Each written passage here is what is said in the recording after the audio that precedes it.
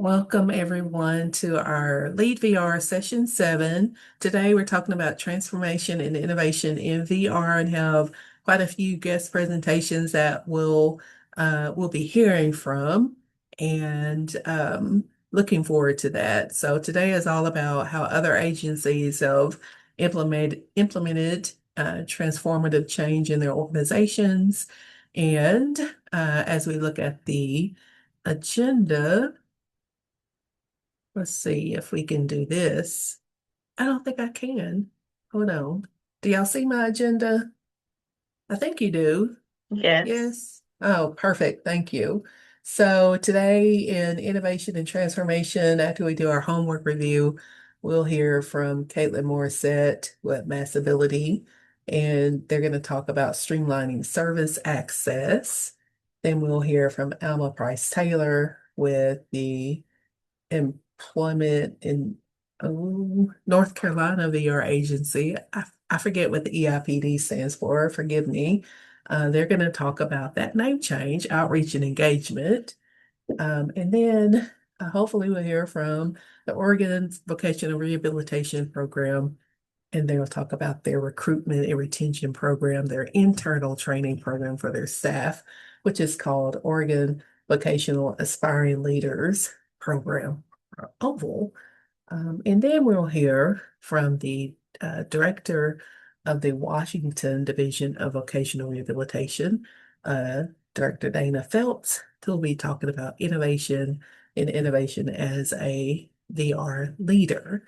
So we're looking forward to that. We'll have a discussion afterwards, breakout session, or we could do it in a general group setting to talk about what we've learned, what we plan on implementing in transformation and a growth mindset. And then I think that's it. All right. So y'all saw my screen, right? So I can stop share. Man, my technology skills are just on point today. Any questions or comments about today's agenda? None? Okay, cool. So we will start then with our homework review, and we'll start with the review of the two cases that Sharina shared with us, the case scenario of zero motivation, and we had the case scenario of low morale, and taking the information that David shared with us last month on the four frame model and applying it to VR. How will we address these two case scenarios? What do we need to do? What approach will we take? So let's start with Sharina's group and John's group. That's groups 1 and 3, and they're going to talk about the case scenario of zero motivation. John and Sharina, do you mind taking a lead on this discussion and sharing with us or calling out your participants to have them give feedback on what they learned? Yeah. Did you want me to go first? Is that okay since I'm talking? Fine. Yes, it is. All right. Thank you. Okay. So I think trying to change my view. So it looks like everyone is here from my group, from group one. And one of the things I just want to say that I found that I thought was interesting was everyone responded correctly identifying using the four frames. Some similarities, a few differences, but one of the biggest difference was how I guess it was organized. Some of the things that they would want to do or say could have overlapped some of the frames or could have fallen in different frames. Some chose, and it was very evident, leading more so with it was very evident leading with empathy, and some were a little bit more structured in a this. So it's very interesting, and as I was reading all of them, what I thought about was, if this were a real scenario, and probably has been a real scenario, for a lot of you. I think the hardest part is um, sometimes we as managers have everything we want to say in our head. And we've talked before about when people are ready to receive information and knowing that we have to meet with them over maybe more than one meeting, or maybe not sticking to one frame, even though that might be what we're comfortable with. Some people are very much HR policy oriented and kind of that way, and some people lead a different way. So I just thought that that was interesting. Again, if this was a real scenario, how that would, how all of that would play out.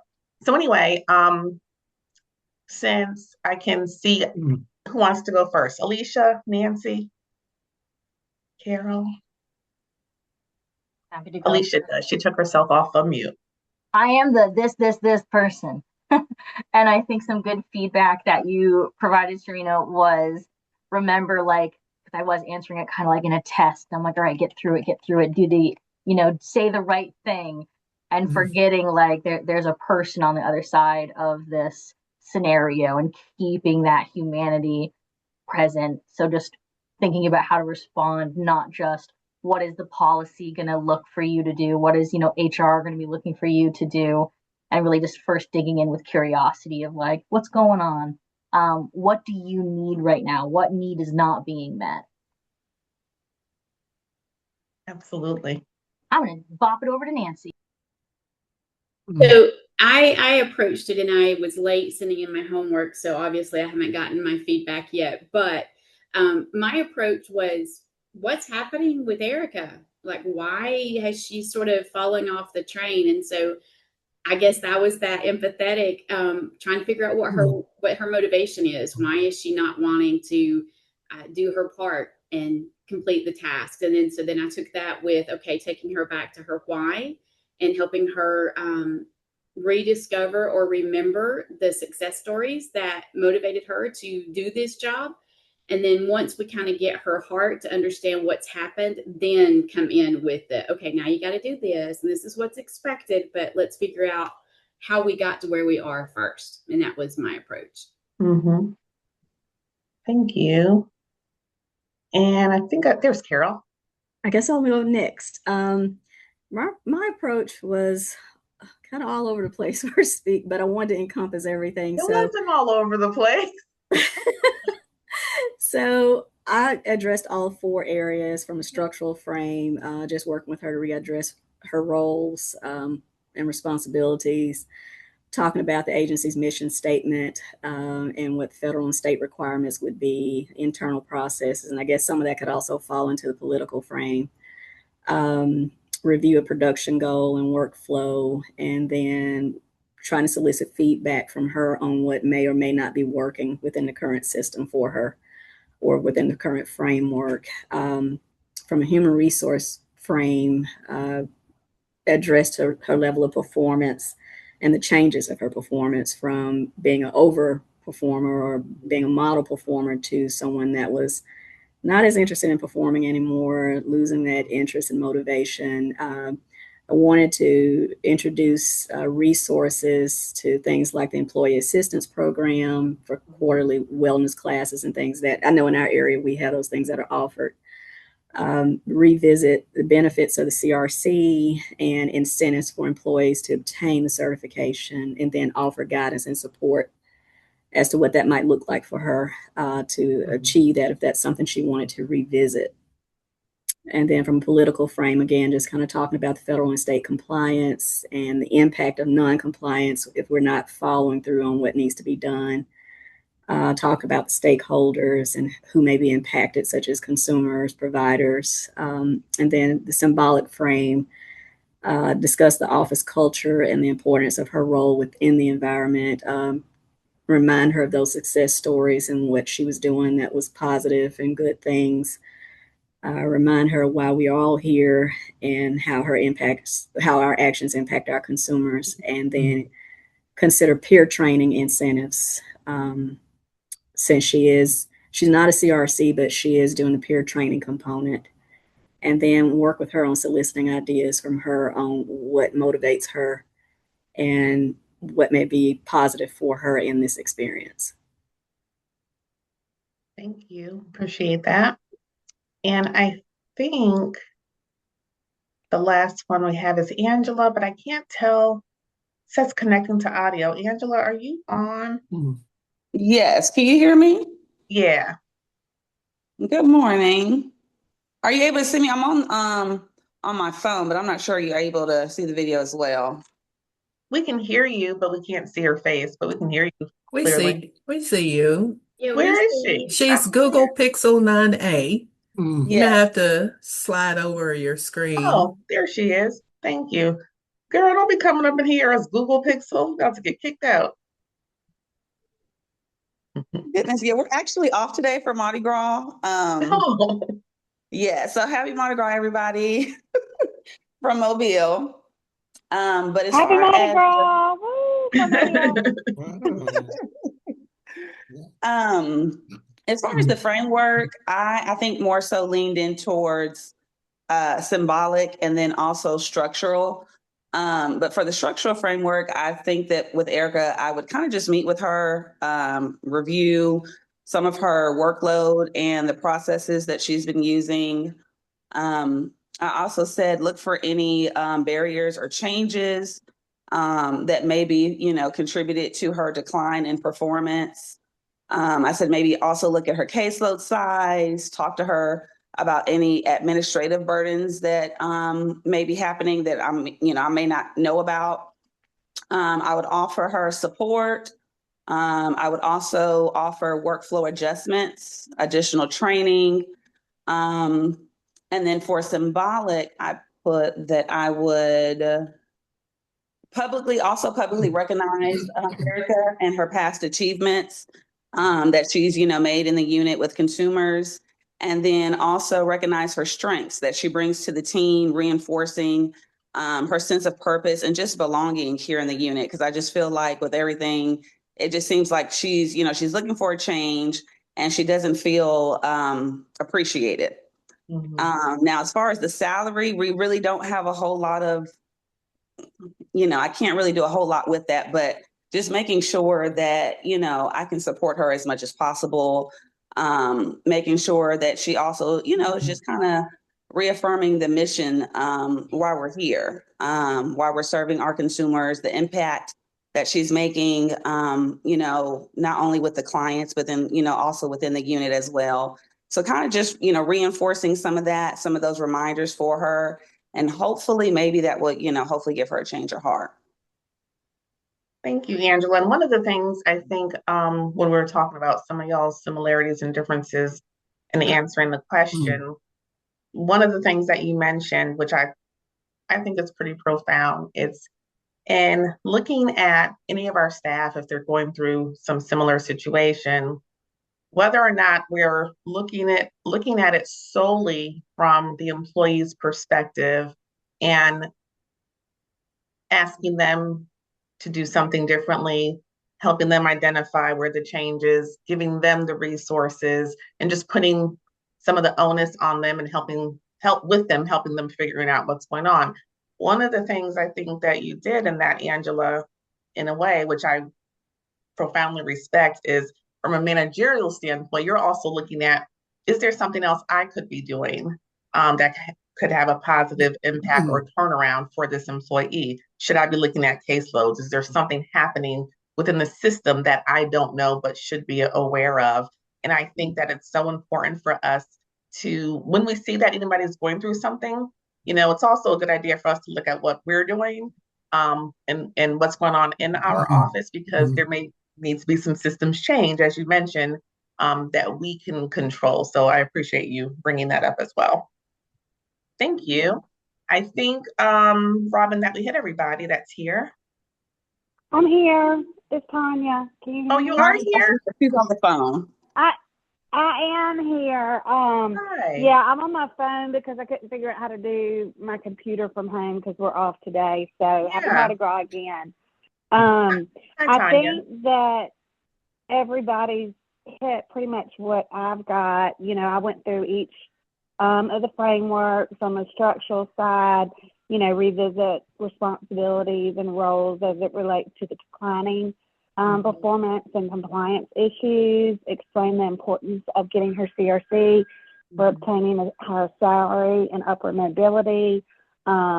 Explain the impact of late eligibilities on consumer motivation and success in the case, as well as federal requirement.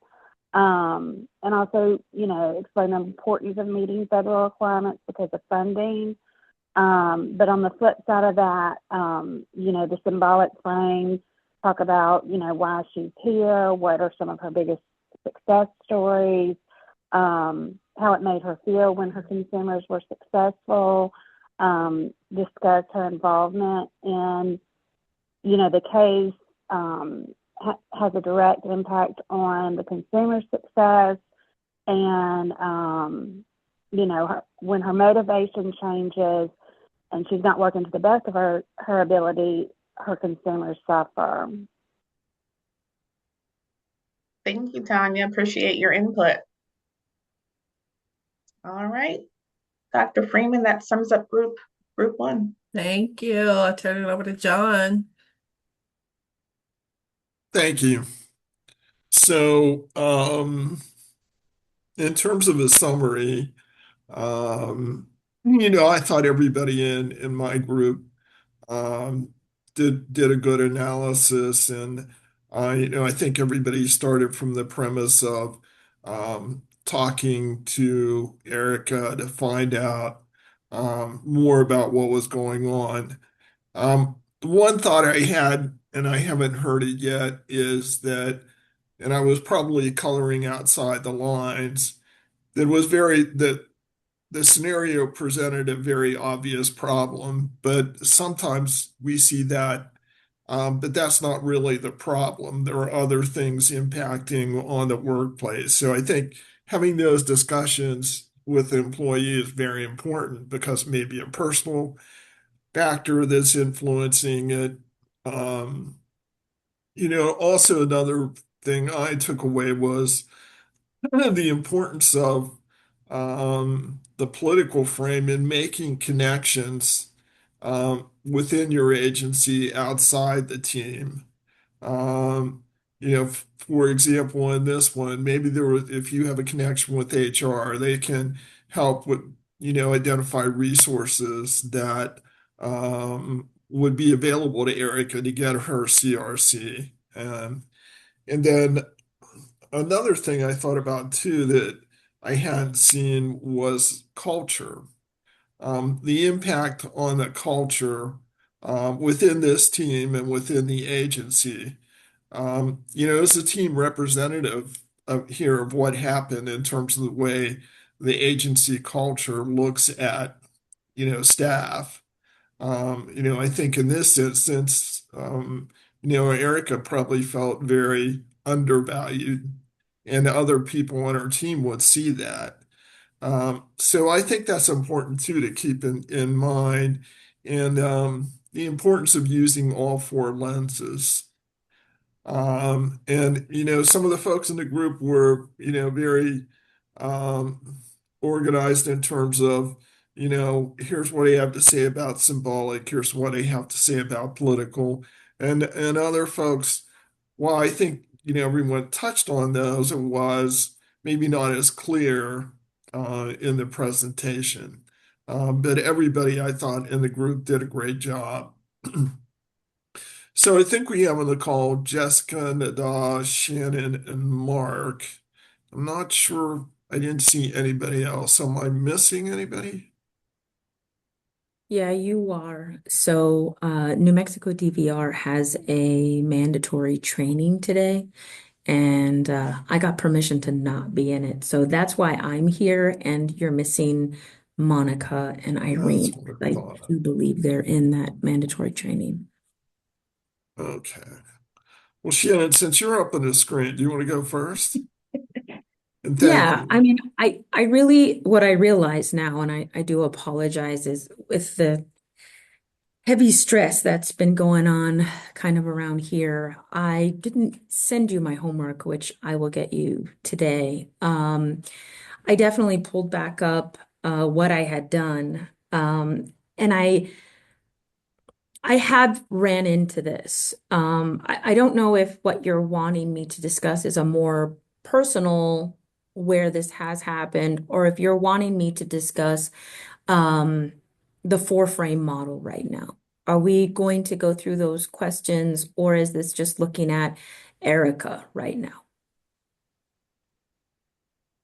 Well, I think it's discussing the four frame model, and I'm Okay. sorry, I'm not trying to It's put okay. you on the spot. It's Um, okay. It's okay. but but if It's you really have an funny. experience that's similar, I think Yeah, sharing, how I those frames may I've have definitely impacted, but had also looking at this one. I've definitely had some similarities as far as Erica's decline, because to me this indicates something happened. And I did walk into a similar situation with, with an employee here when I came on as program manager. Um, when you're looking at a human resources frame, I think addressing, the burnout and addressing the feeling of being undervalued. And that was where I made the correlation between Erica and one of the members of my staff. And that was because, prior to me getting here, he was passed over for a supervisory position and felt like, he really wanted that. And it was interesting reading Erica, because we do have a lot of staff who are interested in getting CRC, and we have a path to that. And it was interesting because that was the first thing that popped up was, how do we get her back to where we're looking at, a political frame of reestablishing the power, reestablishing equity, and getting those resources. We have professional development funding for CRC here. And to see that where you get locked in from an HR perspective, and you get locked in when you come into this level of pay, however those are classified in your state. And then say you've been here for a few years, and then you see yourself training these new employees. And it's interesting, you're not supposed to share your pay. And then, people do share. They do share behind your back. And, they're like, wow, that's crazy. I trained that person and they're making more money. And I think it has to be something that, you have to be transparent about with your staff. And I think there wasn't transparency. And I think in an effort to not lose Erica as a absolutely valued employee, that's something that, we have to address, even from a symbolic framework, that her professional identity did shift. She saw herself as this high performing employee and this informal leader. And because she didn't pass the CRC, now I feel like she may be looking at that. And that would be something to address is, to address that she feels replaced. She may feel overlooked, and her, work performance is now slipping as a result. I think to reestablish that, these address the structure that you have set up for performance reviews, provide clarity back to her, and then figure out how to, which is something that I've been working on because my offices are spread out. I have 3 of them in 3 different cities, but sort of reinforce, how do we recognize each person within each office when I don't see them every day, and help them create a professional identity and then reinforce that identity. So that's kind of what I came up with. I was kind of rambling, but that's kind of what I came up with. So No, and thank you. And I think that was a good reminder to us all too that we're looking at a scenario, but these are things we all face at some point in time in our careers. So that's important. And I don't know where we are on time, Robin, but I'm wondering if maybe, I know we have to hear from Jessica, Nada, and Mark. And would it be helpful in terms of time, just asking them to highlight things they may have seen or were very important to them that maybe haven't been mentioned? That would be helpful. Thank you. So, who would like to go next? I'll go. Thanks, Mark. One thing that jumped out at me, I mean, at least in my perception, and this is something I've seen quite a bit, and honestly, I've been guilty of doing this. I've also had this done to me, and it really feels like, to some degree, Erica has been punished for her good performance. And supervisors have a tendency, and I get it, and especially, in our agency, and I think a lot of VR programs face this right now with vacancy problems. You're already spread thin. And if you've got somebody who's really good at what they do, they're kind of your go-to person. But if you go to them too often, you run the risk of burning that person out. And I think that's to some degree what has happened to Erica. And she's come to the realization that you keep coming to me to pick up the slack.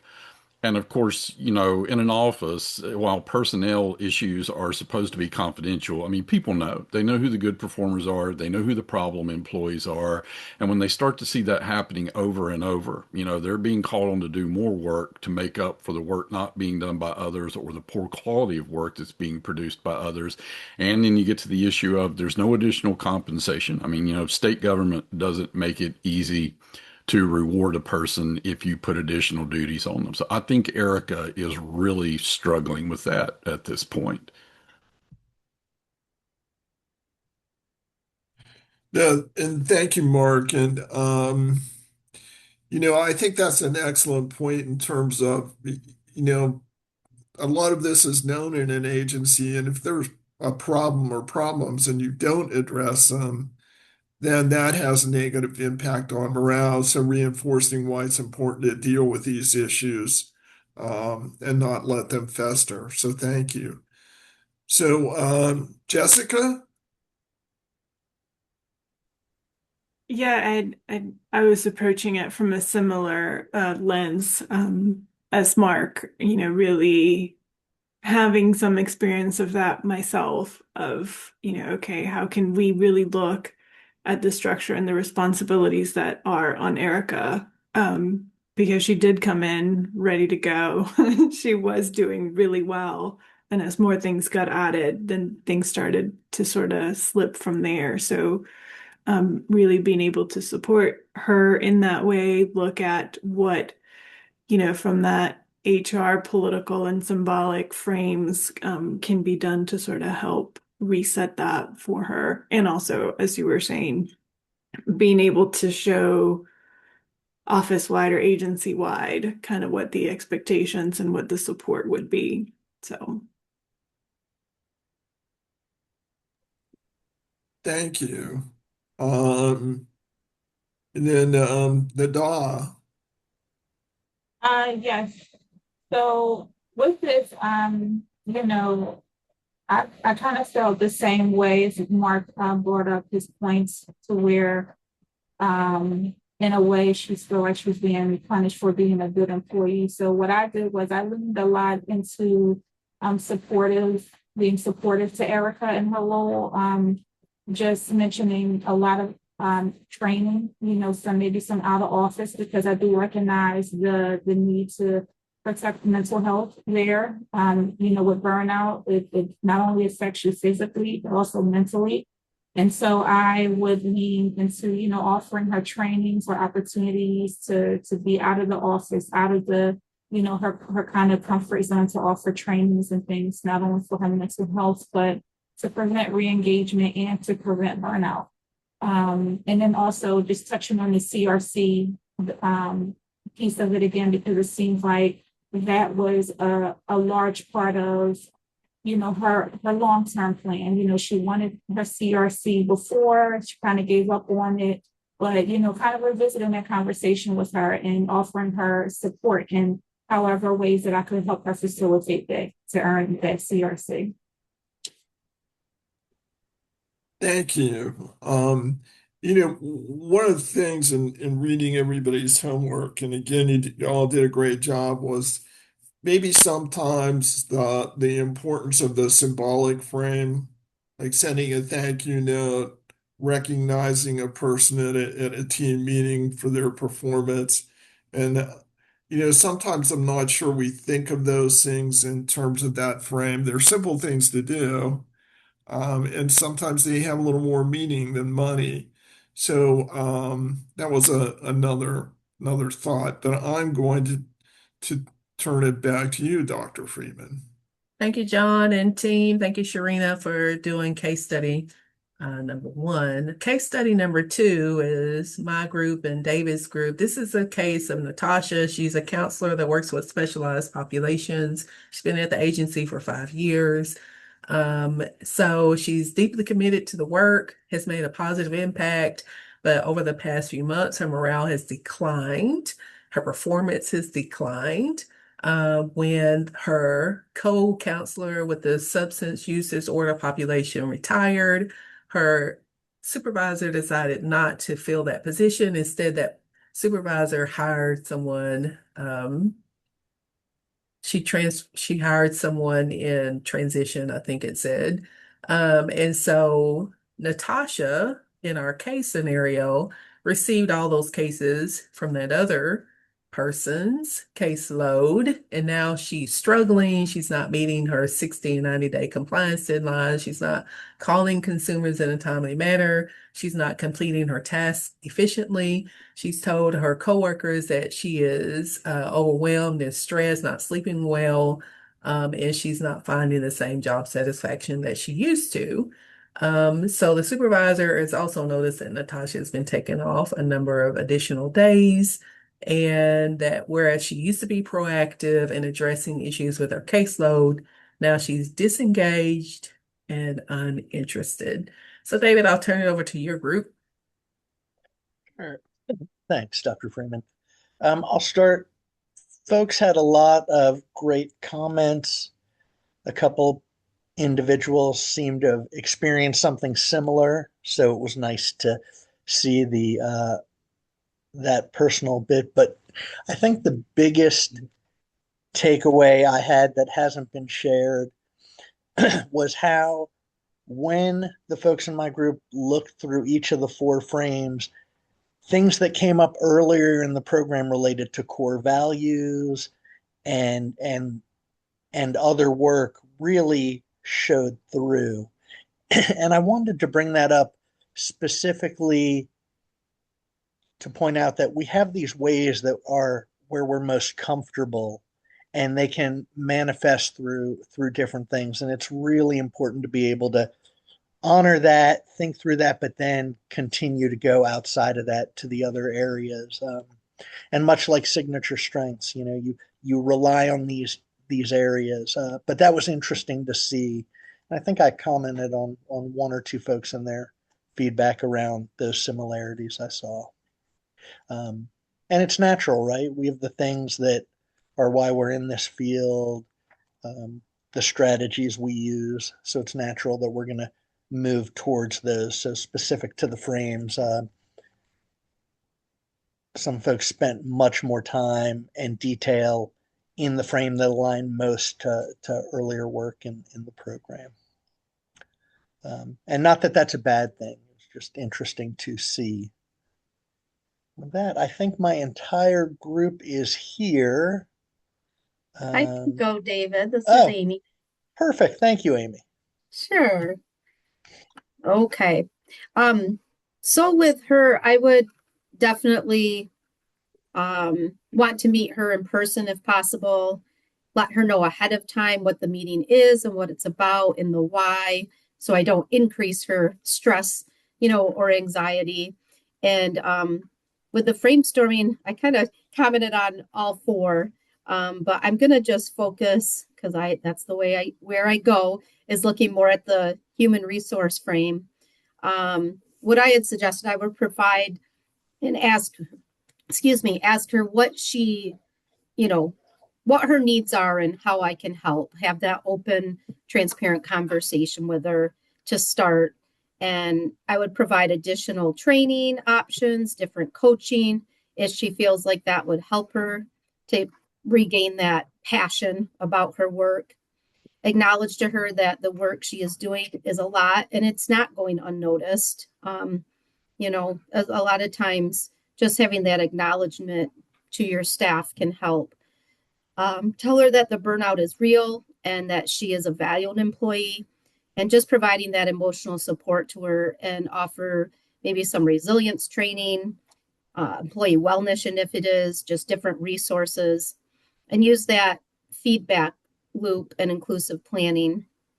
I would definitely do the weekly, one-to-one check-ins and let her be part of that process, try to empower her, listen to her to see how she's feeling, looking to see if there's any progress after we, initiated some solutions and, how the team can make changes to help her feel engaged again and just, making sure that she's feeling valued and do what I can as a manager to help her get back to where she needs to be.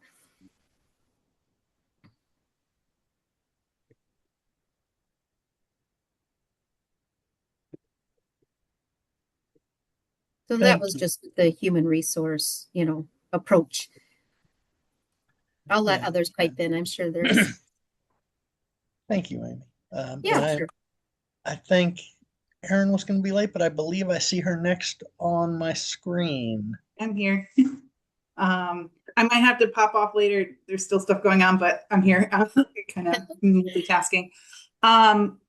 What I did was kind of break up the 4 frames. I wasn't able to attend, so I was really going off the PowerPoint. But a lot of stuff of what I talked about was, addressing obviously the burnout.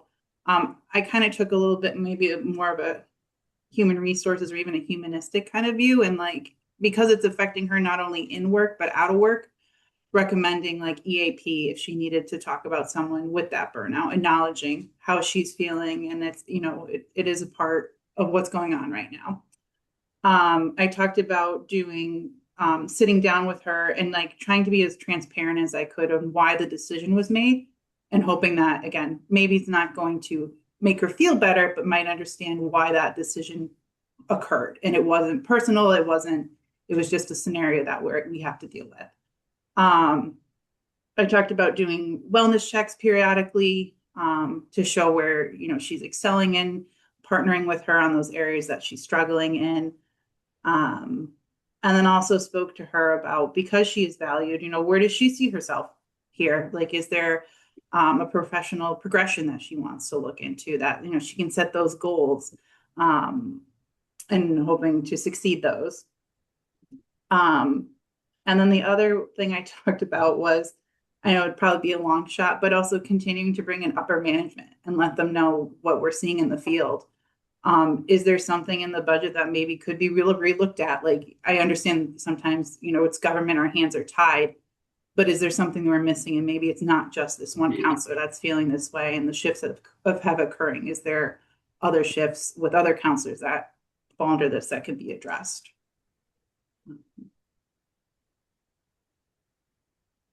Right. And having her involved, obviously, with all the decision making throughout the process. Yeah. Thank you, Erin. It was interesting. You did bring up that political in a way that tried to bring the voices up from personal experience of this staff. I thought that was really well done. Thank you. All right. Who is next on my sheet? I think I see Sean. Yep. All right. Good. Good.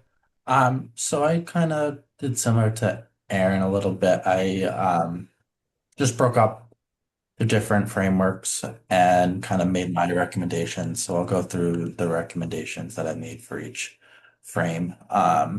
So the first one, the structural frame, I've kind of made the recommendations of conduct a caseload review comparing Natasha's workload to other counselors, explore distribution of cases, review workflows and administrative processes to identify tasks that could be delegated or streamlined, and then, obviously using data, caseload size, and missed deadlines to justify structural changes. And then for the human resource frame, I kind of made some similar suggestions to what Aaron had said, one-to-one check-ins between her and then offer wellness checks and EAP assistance and, the burnout prevention supports that could be available, and then provide opportunities for professional development. In our agency, we have professional development checklist that we do with our counselors occasionally, where we get them to give us an understanding of where they see themselves in 2 5 years, and we kind of help them, give advice and connect them to different resources that can help them, make that next step of where they want to be in our agency. And then in terms of the political frame, I kind of said, facilitate transparent discussions to explain the rationale behind staffing decisions, balance compliance, funding, priorities, and staff sustainability when allocating resources, and then align proposed changes with organization goals such as improved outcomes, retention, and compliance. And then for the symbolic frame, some of the recommendations that I made is publicly recognize Natasha's contribution, expertise with the population, share success stories that highlight the impact that she's made, reinforce organizational values of inclusion, recovery, and dignity through meetings and communication. And then the last one I said was identify change champions who model balance, engagement, and mission alignment.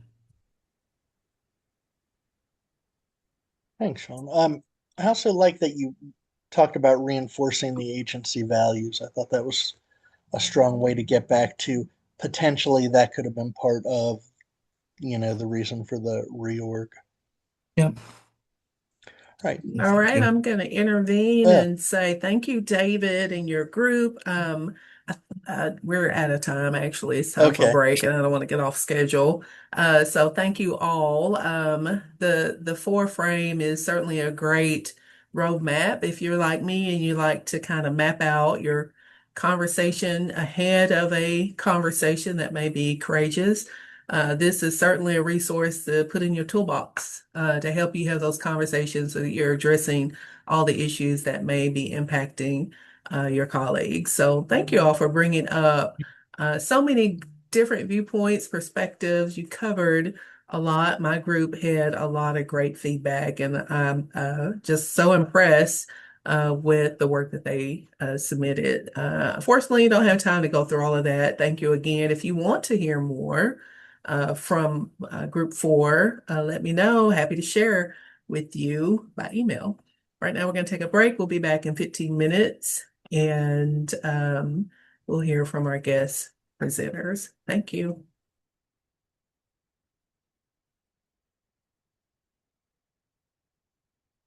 Zoom. All right, good day and welcome back to our LeadVR session 7. We're talking about transformation and innovation today, and we're excited to have with us some guest presenters who have experience in transformation and innovation at their own agencies. We're going to start with Caitlin Morissette. Am I saying your name right? You are. Thank you. Hi. Hi, Caitlin. Thanks for joining us. We're excited. I'm looking at my agenda.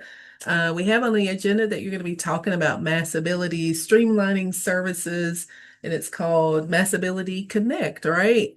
That's correct. Yes. All right. Well, you should have the ability to share your screen, or do you need me to share the PowerPoint? I can share it. Let me just get it up here.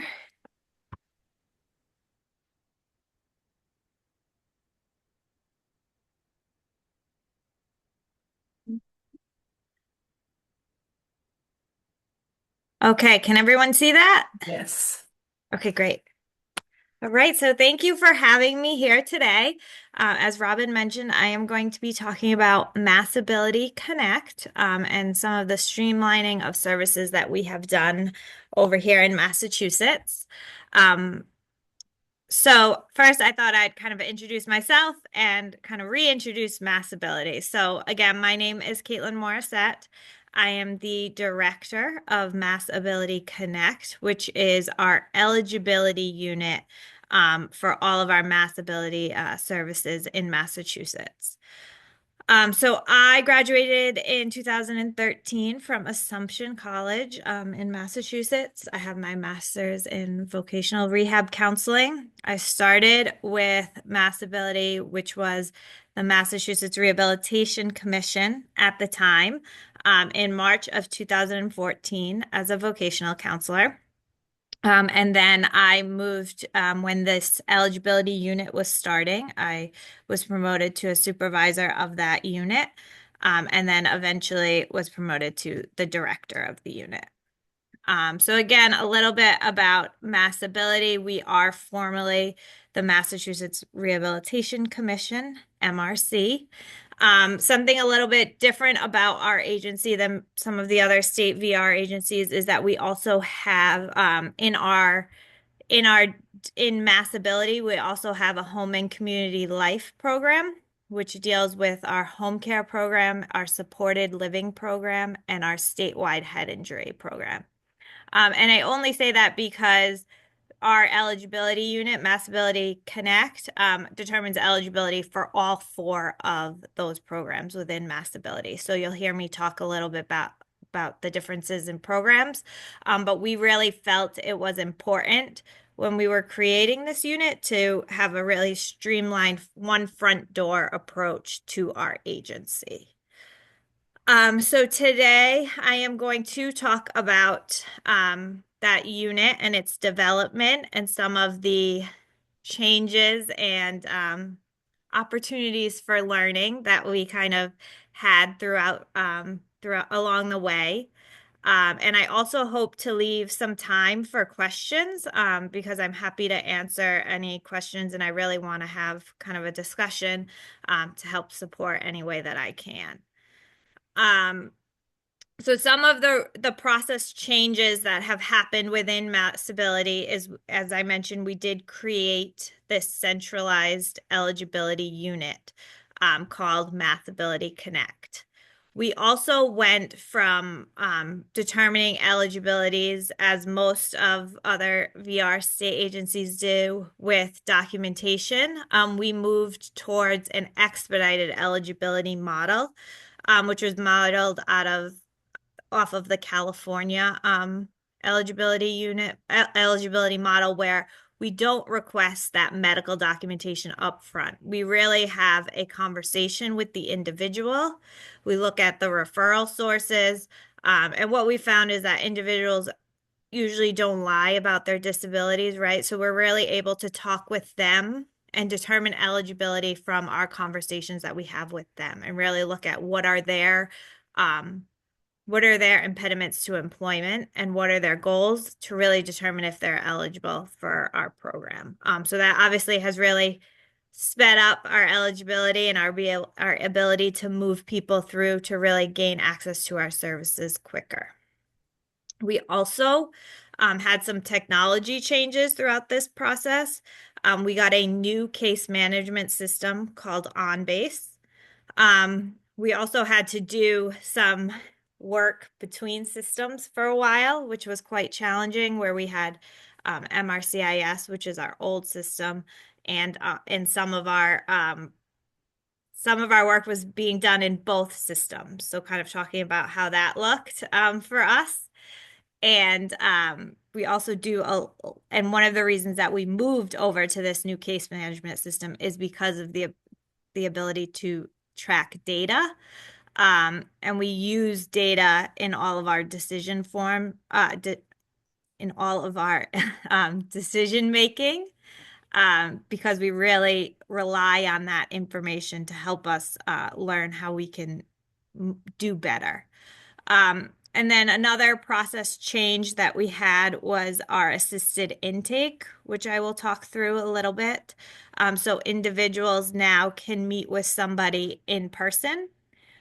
They can meet with somebody over the phone from our Connect team, or they can fill out this, what we call the assisted intake, which kind of reminds us of almost like a TurboTax form, where you're asking a bunch of questions, and then based on your answers, we're kind of screening you for all of our programs. And then we're kind of asking some open-ended questions to really get a sense of what your needs are and what your limitations are. And then we try, after having all of that information, our screeners are able to review and make some eligibility determinations and also kind of gear our follow-up questions if we need to have a follow-up conversation, so the applicant is not kind of having to tell their story multiple times. We also have had a lot of staffing changes. We continue to review the roles within Massability Connect to really make sure that we have the most streamlined, efficient process as possible. So just kind of so you get a sense of our timeline here is in September of 2020 is where we really started Massability Connect. Prior to Connect, there was a pilot that was done with our vocational rehab program in one specific kind of area. So we kind of looked at that. We had some lessons learned from that. And then we started our online application in September 2020. It's really an online referral form where we're asking kind of basic information and just getting a sense of what you're looking for. So that's the first step in our process. Everybody who wants to come through Massability for any program now has to go through this online application. If they can't access the internet or they can't access the online referral, then they can call us and we will do it with them over the phone. They can also walk into an office. In any of our offices, we have kiosks and they're able to either get assistance or do it independently in an office. So in September 2020, we really began to collect. We were still doing regular eligibility, so we were collecting documentation. We were scheduling intakes for the VR field offices. We started with one office, and then we did a phased rollout approach to get all of our 21 offices.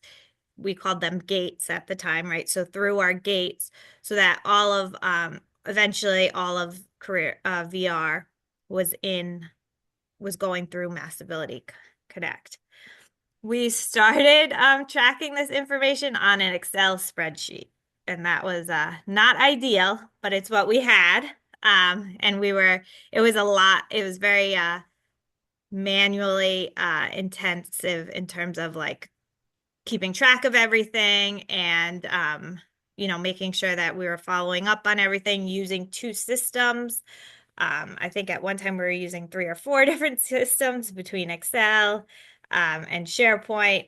So it was kind of it was a mess, I will say, for a little while.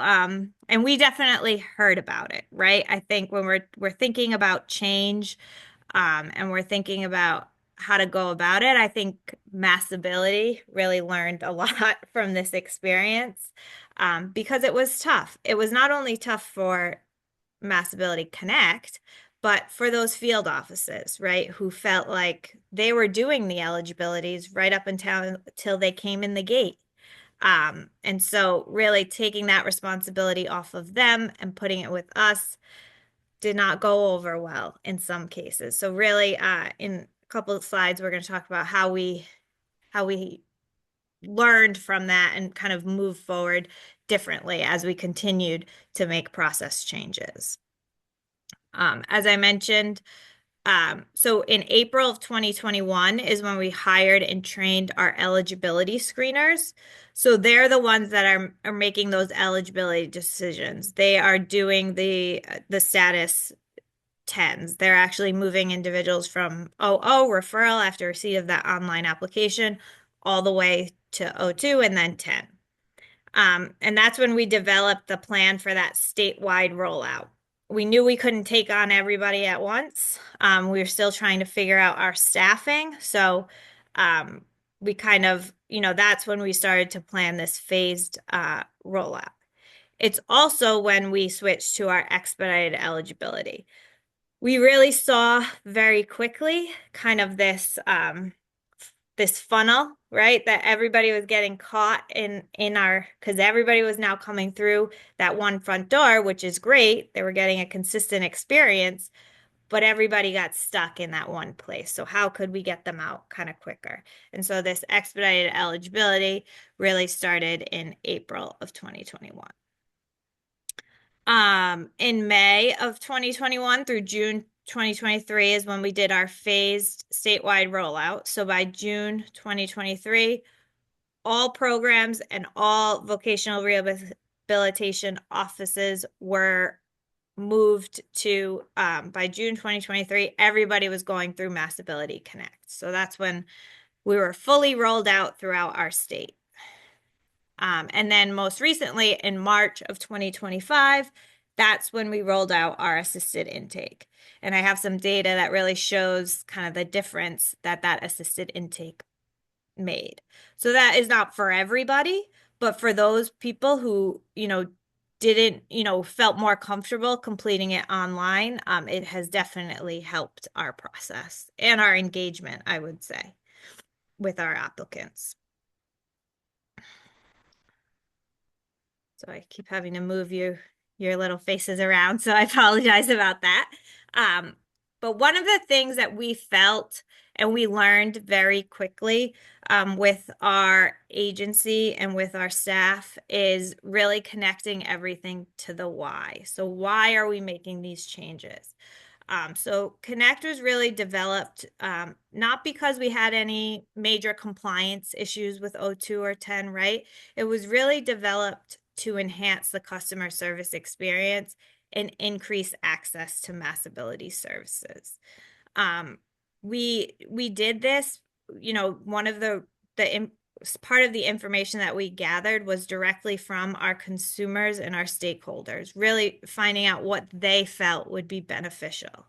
And having that one front door, what we heard time and time again is that individuals who wanted to access multiple programs within Massability had to tell their story 1, 2, 3 times to somebody in order to be determined eligible for not only our home care program, but our vocational rehabilitation program, and then our statewide head injury program. And that was really kind of left them with that negative experience that I really just want to tell my story once and for you to recommend which programs you feel would be beneficial to me.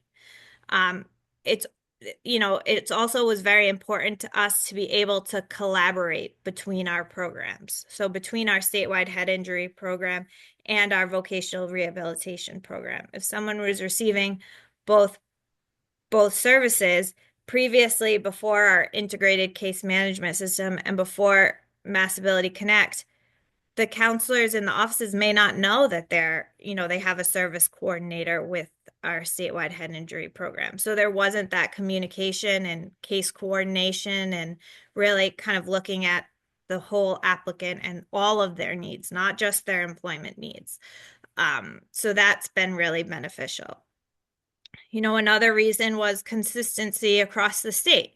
What we had heard from, again, our consumers time and time again is, if I went to the north and went through eligibility in the north of, the north kind of part of the state, I may have a completely different experience than somebody who's going through eligibility in the south part of the state. So we really wanted to create this consistency. No matter, who you speak to within Massability Connect, the process is going to be the same because we are kind of smaller than all of the offices combined. Again, with our case management system and with Massability Connect, really enhancing our data collection and making sure that we're making decisions on process based on the data that we're collecting. And then, of course, we needed technology to support a streamlined process. Hey, Caitlin, you have about 5 more minutes. Yeah. So I was just going to say, I have some of these slides in here. These are our different positions within Massability Connect, but I'm going to skip over it so we can get to some of the other kind of talking points. But feel free to ask questions. So some of the benefits of Massability Connect are assisted intake, our technology enhancements. We're having faster eligibility determinations. People are not getting stuck in the eligibility determination process. It's a more accessible application process, and it reduces the need for manual follow-ups. So we have reduction in process time, increase in successful first-time applicants, which was great. When we rolled out the assisted intake, we saw that right away, and positive feedback. And of course, the less administrative burden is something that we're always looking for, especially in our voc rehab division. So some of our opportunities for improvement, right? So it was really hard at the beginning to manage and predict the volume of applications. Part of that is because we were coming right off COVID. So we were starting to see that increase of individuals wanting to come back, back and receive services and back into the workforce. But it was hard for us to predict how many people would be coming through that front door. We use this phrase all the time. We were really building a plane while flying it. So really trying to make it work when we didn't know what the next day would bring. So when we were hiring staff, we were very upfront and transparent with them that, you know, there is going to be changes every day. And that's just something that we're going to have to work together on. Accessibility was a challenge in making sure each part of our process was accessible. It's something that we worked really hard on, and we've come a long way. Some of those manual processes, like sending letters and getting status updates, were unavoidable at the beginning, and we worked with our on-base case management system to try and kind of make those processes less manual. Again, I talked about working in two systems. That was very difficult. Don't recommend it. But it is something that we kind of went through and we got it done. And then, you know, change management, right? Always talking with staff, being as transparent as possible and really I learned so much from our staff, and we've made so many changes based on the individuals doing the work and their suggestions. So successes. So 80% of applicants agreed that the staff who assisted during the application process were knowledgeable and helpful. So that is from our consumer survey. So that was great news. 24% of applicants applied for multiple programs, 24%. So that is really great. That's what we wanted to see. That was an increase from the data, which we didn't have much of, but prior to Massability Connect, and 79% satisfaction rate for the time it takes to address questions and concerns during the application process. So Connect is very responsive to our applicants, which is something that we really made a priority when we were developing this team. All right, and some of our best practices. So we developed a very diverse team, which was very helpful when we were looking for, you know, making sure that we were diverse in everything that we do. Really having those people at the table was very helpful. I mentioned transparency. I cannot stress how important that is. Transparency with our applicants, transparency with our consumers, with our staff, with the field, with this, not only in Connect, but in other parts of the agency.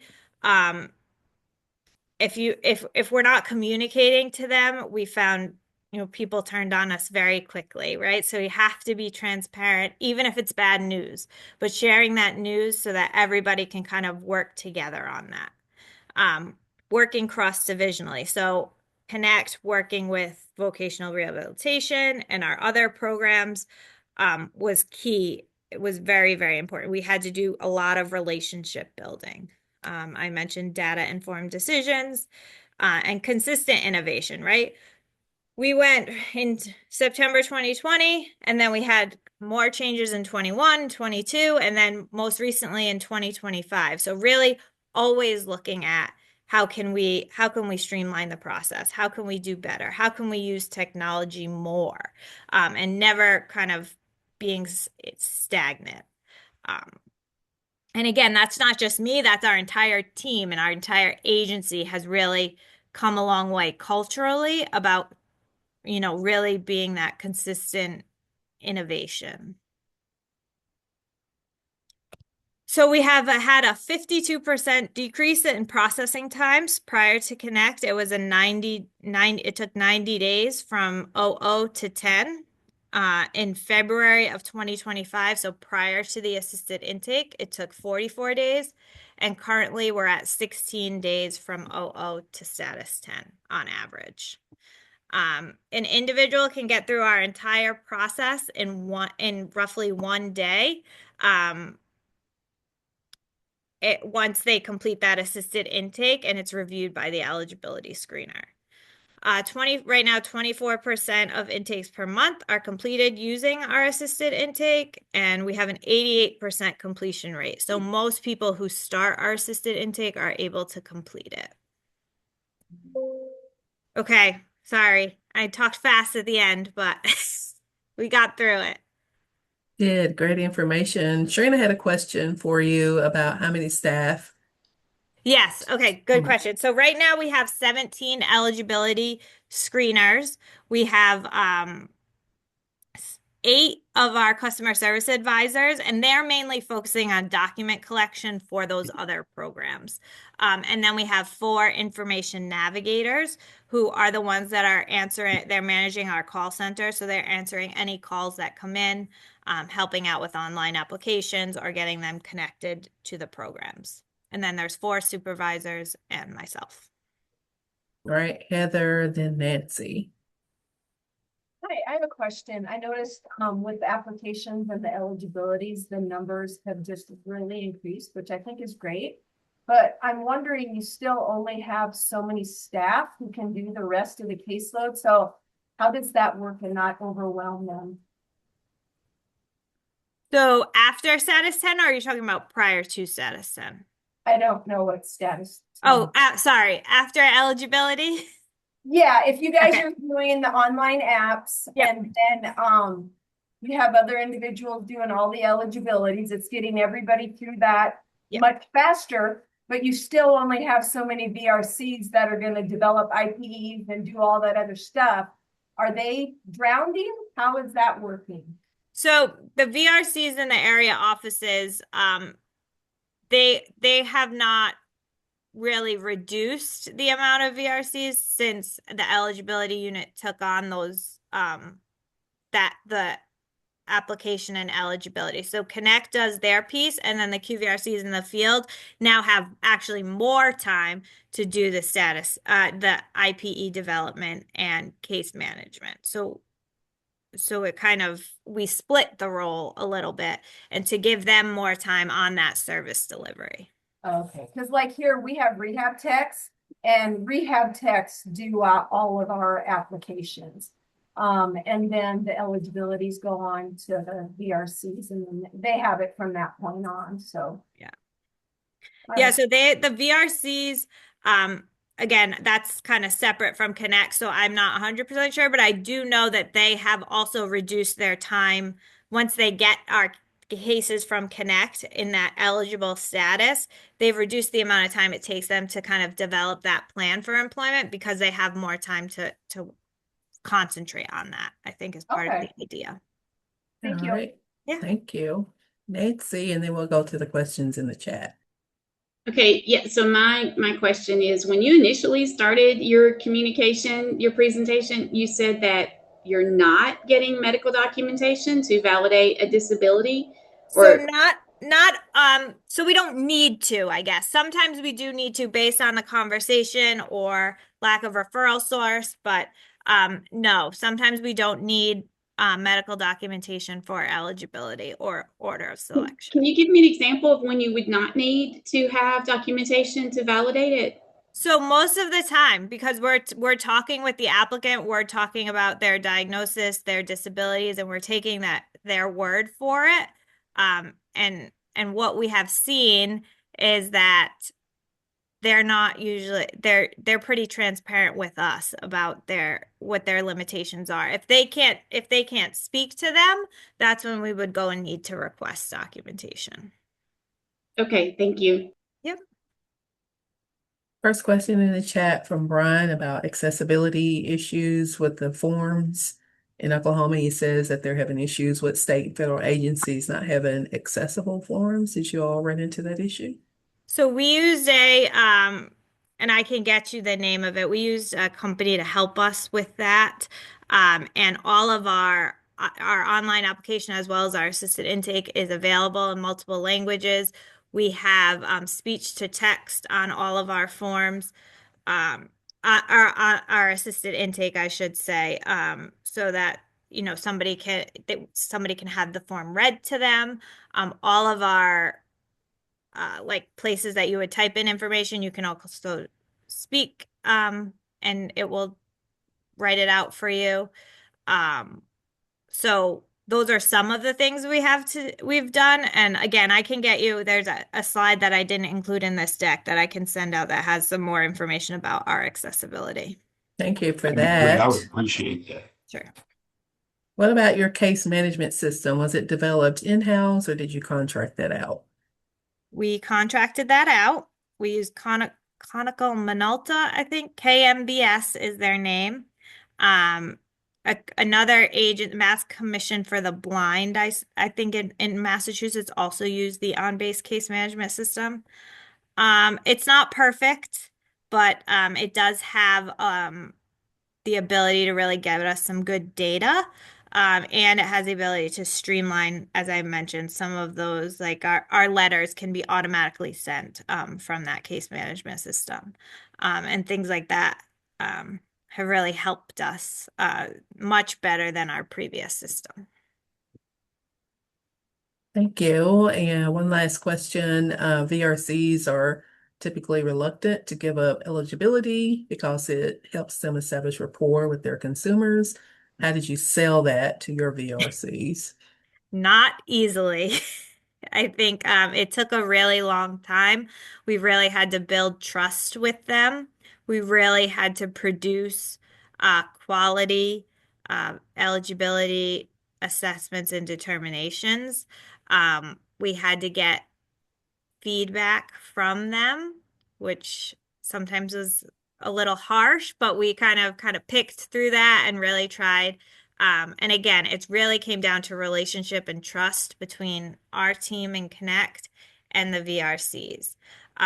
Another thing, the ideal right situation is somebody tells their story one time, they don't have to repeat it again, but the idea was that those QVRCs, when they get the case, now they can really focus on rapport building and moving forward to plan development. And how do we develop relationships with that without having to go back through eligibility and their entire medical history and stuff and those items, although very important, right?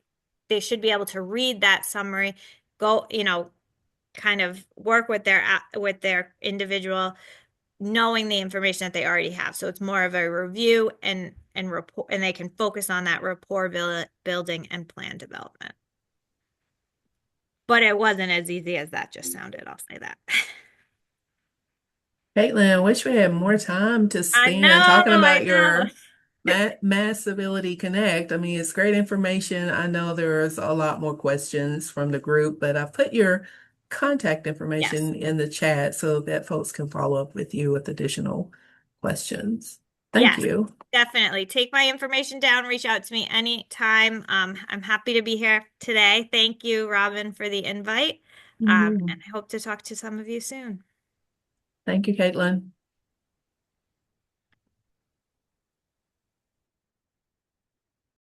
Why did I mute myself? I do not know. Next, we're going to turn to Oregon.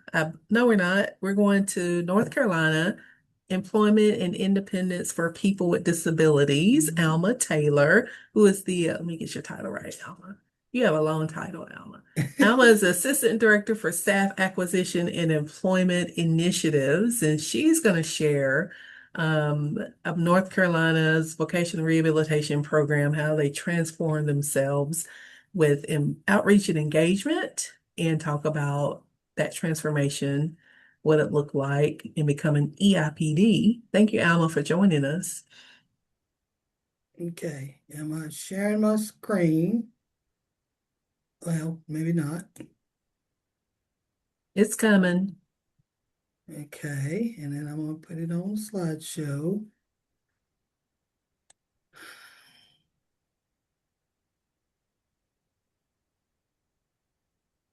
So is it there from the beginning?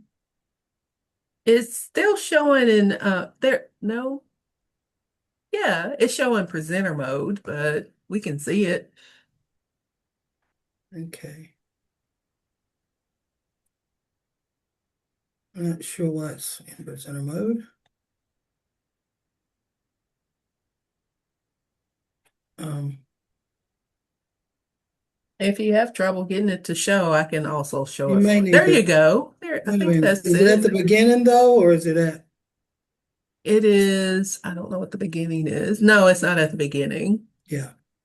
Hold on, I'm pulling it up now. It might be coming slow or something. Is it an outreach and engagement and integrated public awareness campaign? Yes, yes. Okay. All right. So maybe it's because I have too many screens up and it's taking a long time, or Zoom always is something unique for me in doing slides. But if for whatever reason it doesn't look like slideshow, just let me know. Again, my name is Alma Taylor, Alma Price Taylor, and I am the new Assistant Director for the Division of Employment and Independence for People with Disabilities. We were the North Carolina Division of Vocational Rehabilitation Services. Same mission, new name, and we did go through a whole branding change in North Carolina through all the other state divisions to be named what we do. You know, you have Medicaid services, you have social services, the Department of Commerce, the Division of Commerce. So we were, in being Division of Vocational Rehabilitation, always had the most, you'd hear all the time, best kept secret. What does that even mean? We just do drug rehab? I mean, it would always be questions from other communities. In what we do, right? So Alma, share my screen so we could get it off your presenter mode. okay, so I'm not okay. No, I got, just tell me when to go. Okay, all right. So anyway, you can go on to the first slide. So anyway, just want to talk about, when we present this, we always telling them it's about their goals. When we share this it's about their goals with our support. That's what employment and independence is for people with disability. We're just trying to get you through employment and independence. And we're going to go to your goals. So you can go on to the next one.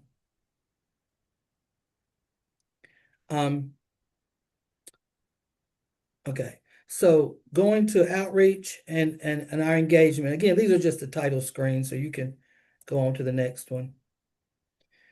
A primary example of benefits of integrated outreach and engagement. A few years ago, our agency underwent a process to change, again, from our public-facing name, from, again, as I stated earlier, the Division of Vocational Rehab Services to the Division of Employment Independence for People with Disabilities.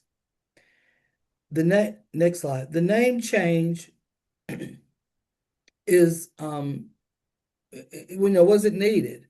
Again, as I said earlier, the name change idea was introduced by DHHS leadership, required lots of background work planning, budget, signage, systems to make this change of a title of our agency that has been in effect, since the early 20s. We spoke to staff, we did virtual meetings, we went out to the offices. We sought out diversity of voice by location, job titles. We conducted surveys, and we spoke to clients and our partners, our state rehab counselor. We have two career training facilities that we have within our agency, WorkSource East and West, but we also did it at public forums to ensure that we talked to every stakeholder that we could to discuss where we were moving to. Next slide.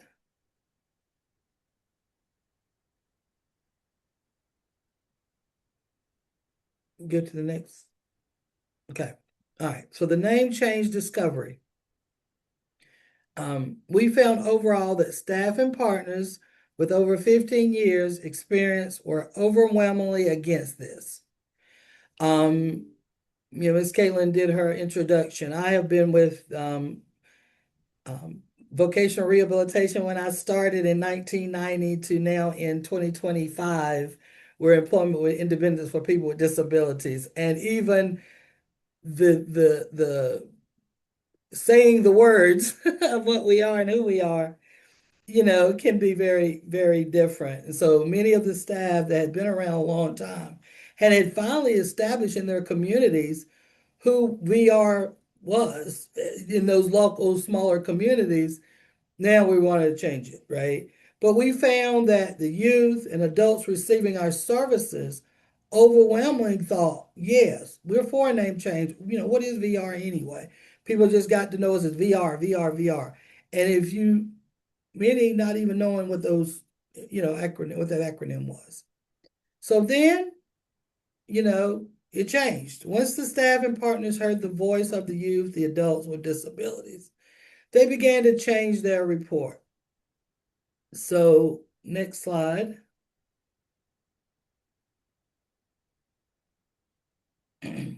So what happened? As they heard the fresh perspective and the needs of those we serve, our staff began to see that the present name was limiting our ability to reach our clients. Tradition, formality was not worth alienating or confusing those we actually support. Our name needed to speak to our purpose. The final name, although lengthy, was taken from client input directly and gives us a message potential clients can easily understand and align.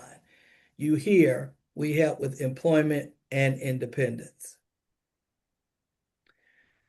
So going on to the next slide, our foundational lesson.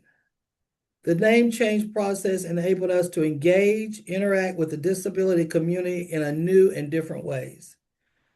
It also allowed us to celebrate with them once a process was complete. They gained employment, they gained that independence. So, it's accomplished, right? The work with this state agency. We found that the engagement to not only be helpful to them, but let them know who we are and that we are here for them. It also was incredibly helpful to us as we develop new programs and services. We must have the voice of the people, the individuals with disabilities in the room if we want to be successful. We must continue to engage and involve all partners going forward in order to continue to succeed in this innovation and, again, growth into the future of employment and independence. Okay, the next slide. And then we talk about our daily outreach and engagement. We again, same thing with technology and tools. We started utilizing to get the word out, and talking about transparency and the tools we have. We developed an electronic staff newsletter to include their professional successes, the goals achieved, outreach events, and again, those pats on the back that you need to take our mission forward. The leadership presence that we started to engage at a higher rate with our field staff is be present by visiting our offices. We are a very large employment and independence with people with disabilities VR program. So we wanted our executive leadership, be it we have our director and we have 2 assistant directors, myself and another, and we have other executive leaderships over programs, directors and chiefs. And we wanted them to be in those field offices, be local, be present, go to conferences, celebrations. We do a new employee orientation for all staff once they start, and all our executive leadership attend those to introduce ourselves. We were finding that many staff only saw the director when she was at a conference or did a all director call to staff, but not up close and personal, as well as some of the other executive leadership positions. So we wanted the new staff not to be on and working for us for a year or two before they actually saw, the director or the assistant directors or the chief of our deaf and hard of hearing or the chief of assistive technology, to see them face to face after they've been on a year or two. We began virtual all staff calls, and they can come. We invite all the staff in. We bring them in. We have a new DHHS, Department of Health and Human Services headquarters. So we're bringing them in from the field to have meetings here so that they can, one, visit the state office, the central office, but also have the audience of the executive team, all the way down from our department level. And then we also, in the next slide, the disability community partners, we have now an electronic public newsletter to include those same client successes, goals achieved, outreach events, resources in the community, and these are even the local communities. Staff send in what's happening all over the state in their community. We put those announcements out and those opportunities for input. Of course, we, through our communications section, built up our social media presence. The community partners, those you've said, this is how they want to especially receive information. If you are not on social, and this was a quote, if you're not on social, you are purposely ignoring us. They felt that we had to, what they say, get with the times. And this was a comment straight from a client that one of our training centers. And in-person events, take the opportunities to invite the public in and to go to them. We host our own job fairs in the community and outreach events. We make sure to be there to talk to them, then post it on social media. Engaging is not optional. We have really enforced this throughout all our field staff in areas.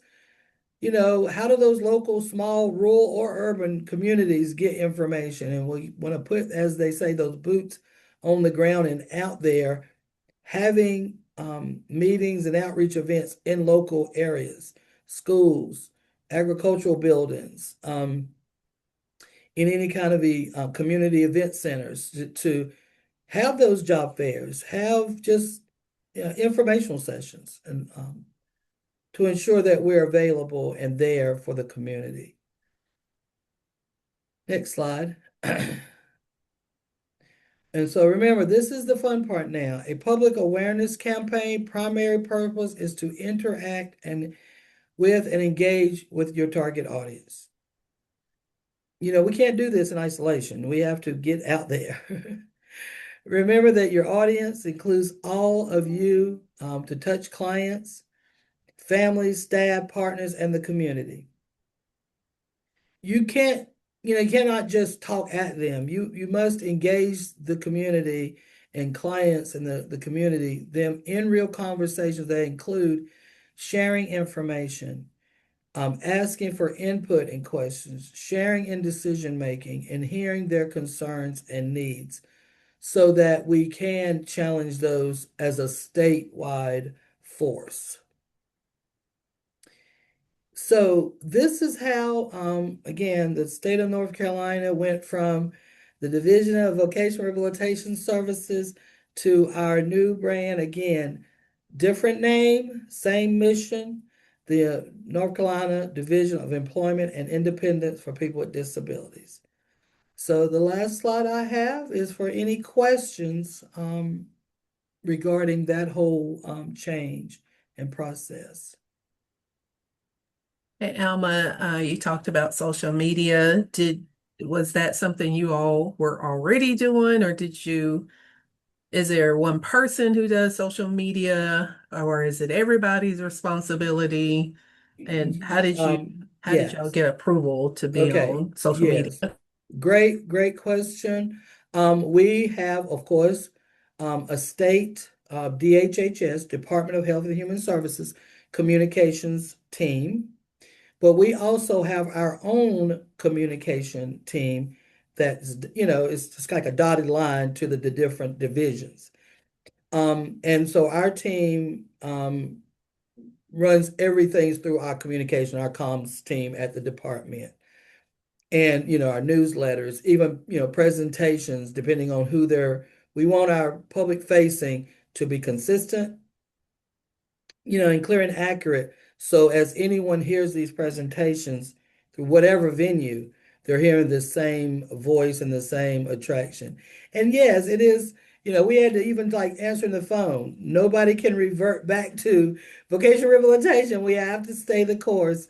We have gone more now to EIPD, but until we get it really out there nationwide, people have to hear all the words. So we want them to say all the words, even when they answer the phone, So don't shorten it until we know that those clients, consumers, the community are aware who are they really talking to.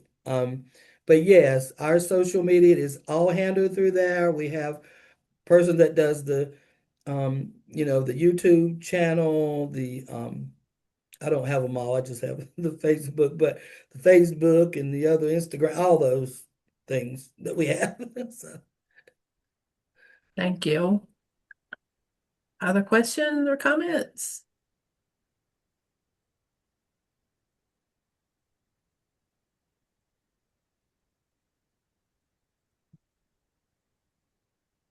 All right, I'm not hearing or seeing anything. Great information. Thank you, Alma, for being with us today and sharing about your outreach and engagement. I have put your information in the chat if that's okay, so that folks can follow up with you if they have other questions or maybe want to bounce some ideas off of you about implementing something similar. Yeah. Thank you again. And again, anything regarding North Carolina and our we have the SWITC grant here, we have Project Search, we have a lot of innovative employment opportunities for our staff to utilize. So if there's ever any questions about EIPD, I have been with the agency for over 35 years, and so I'll be starting as a rehab counselor, doing transition as a statewide. So I'm here to help. Please reach out if I can answer any questions. I'd love to hear from you. Thank you. Okay, bye. I'll be here. Bye-bye. Bye. All right, so next up is Director Keith Ozols from Ozols. Am I saying that right? You Ozols. are, Robin. You got it right. From Oregon. Yeah. Vocational Rehab. So we're looking forward to hearing from you today, talking about your internal training retention program called Ovals, right? Yeah, it's called Oval. Exactly. Can you all see my screen? Yes. All right, perfect. And good morning, good afternoon. It's about 10:45 out here on the West Coast. I'm sure some of you are past lunchtime. So my name is Keith Ozels. I am the director of Oregon General. And yeah, I'm going to be talking about VR's internal succession plan and sort of what we've done for our agency. As you all know, obviously, there's many great national programs, LeadVR, one of those where I've participated in a lot of these national programs myself. NRLI is another one. LeadVR. There's many other programs where you get to coordinate and meet people from across the country, which is amazing. It is one of the best things that we can do is really have the experience of building your network, of phone a friend, right? But what Oregon VR we found is through kind of the time of the pandemic, we did see a lot of staff turnover. And I think that's, there's a lot of reasons for that. There was a lot of people who were reassessing sort of work-life balance. We were seeing a lot of millennials more comfortable with transitioning and moving around in jobs more frequently. So what we really started doing is exit interviews and talking to people. Why are you leaving? And a lot of the feedback we got is that people were saying, that there's really there's not too many opportunities in VR. It's a pretty flat program. You've got your your rehab techs or your human service assistants. You get your counselors. You got supervisors. You got that central office, which is this mythical place, and I don't want to go there. And so we saw that as like, okay, there's some issues here. There's siloing, and then there's a flat programmatic belief about the way that you can move up in our program. So we decided to try to myth bust and try to develop a training program that connected people to different parts of the program, gave people more exposure to different parts of the program, and connect some of those dots.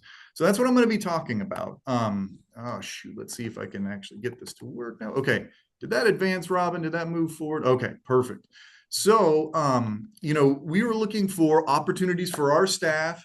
We wanted to invest in our team. We didn't want to train people and then have them leave us. And then we want to utilize our existing tools within the program.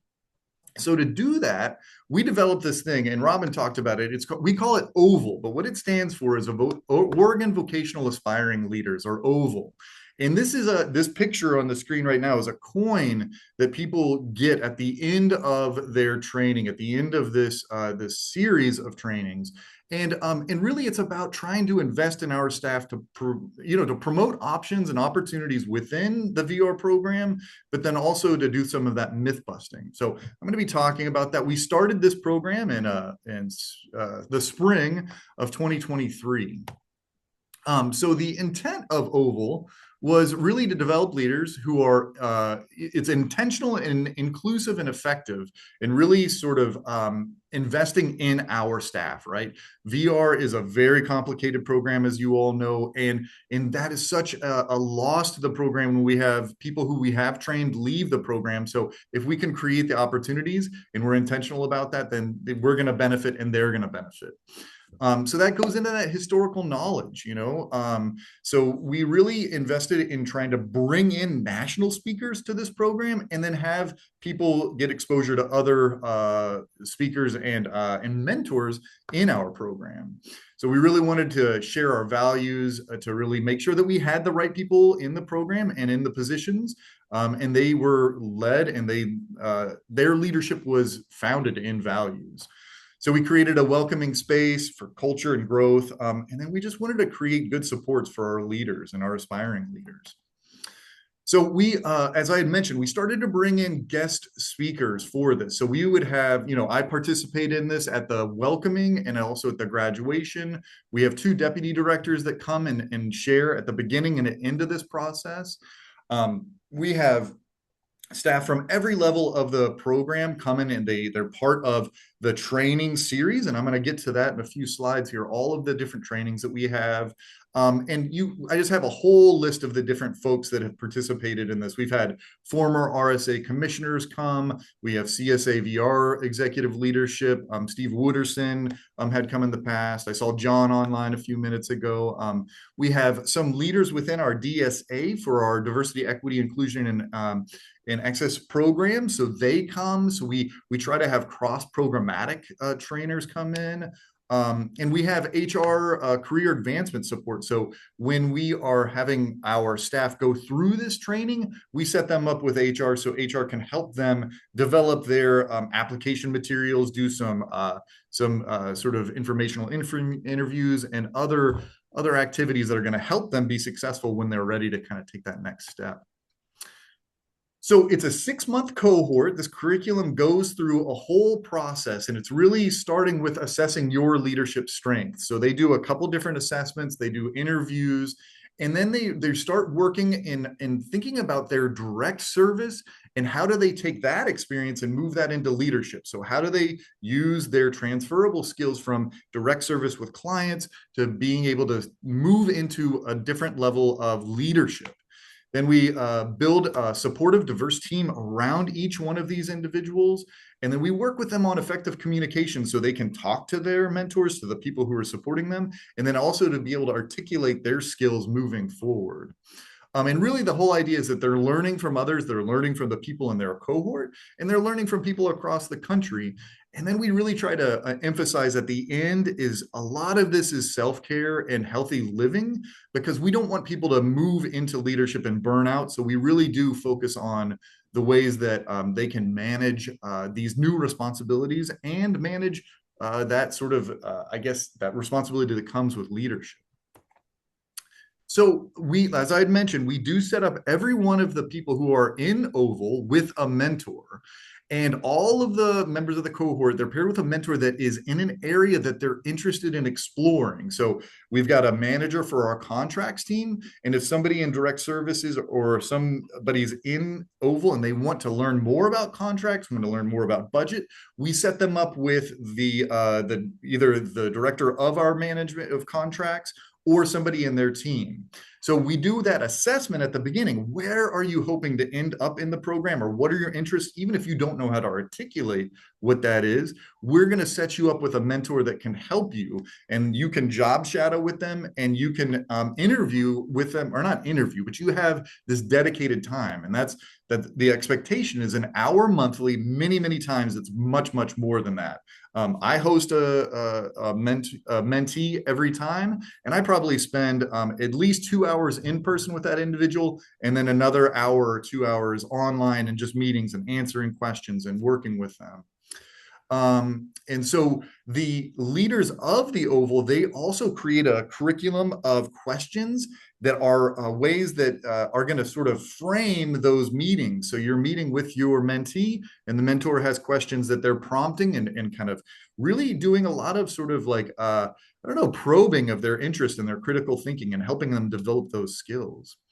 And there's just a ton of impact on mentors. I feel like I almost learn just as much as my mentee every single time. And that's exactly what all of our mentors say. And I really like what Alma was saying in the previous presentation about that sort of bringing people into the central office or going out to the central office. This just creates so much more connectivity in the program. So you're not just siloed in your branch office. You actually are creating this network of professionals within your agency. Just like LeadVR, you're creating this national network. We're doing that within the state, which is, important. It's a little bit different in terms of the network, but it is super helpful, because then you can, phone a friend when you need some help, or you just want to staff a tough case, or when you just want something that is a little bit outside of the domain of information you have access to in your branch office. So here's the time commitment for our Oval participants. It's a 6-month curriculum. There are 3 sessions that are 2 days long, and they're broken up into the welcome. So the very beginning, you have a welcome. You come for 2 days, and you're working with your cohort those 2 days. There's a halfway point where we have guest speakers come in, and then there's the graduation. That's another 2 days. And then there's 3 half-day virtual sessions that are in between that. And then you have, on top of that, you've got your 1 hour at the minimum mentee-mentor session per month. So there is quite a bit of a time commitment in this. But we do see that sacred time to spend time with folks is super important and very helpful to people's engagement, people's growth. And we get a lot of that information from our exit assessment that we run.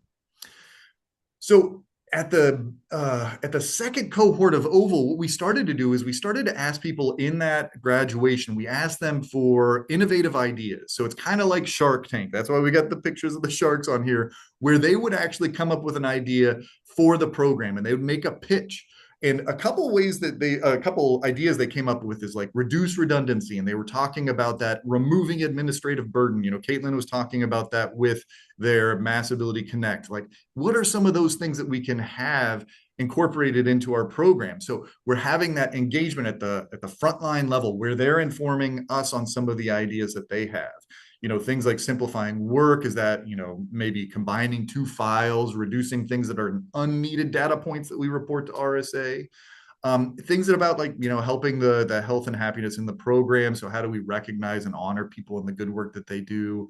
And there's sometimes local engagement. Sometimes they're talking about working with their local workforce board or other public workforce programs, or how can they make changes statewide. So we've actually adopted a lot of the ideas that come from this team.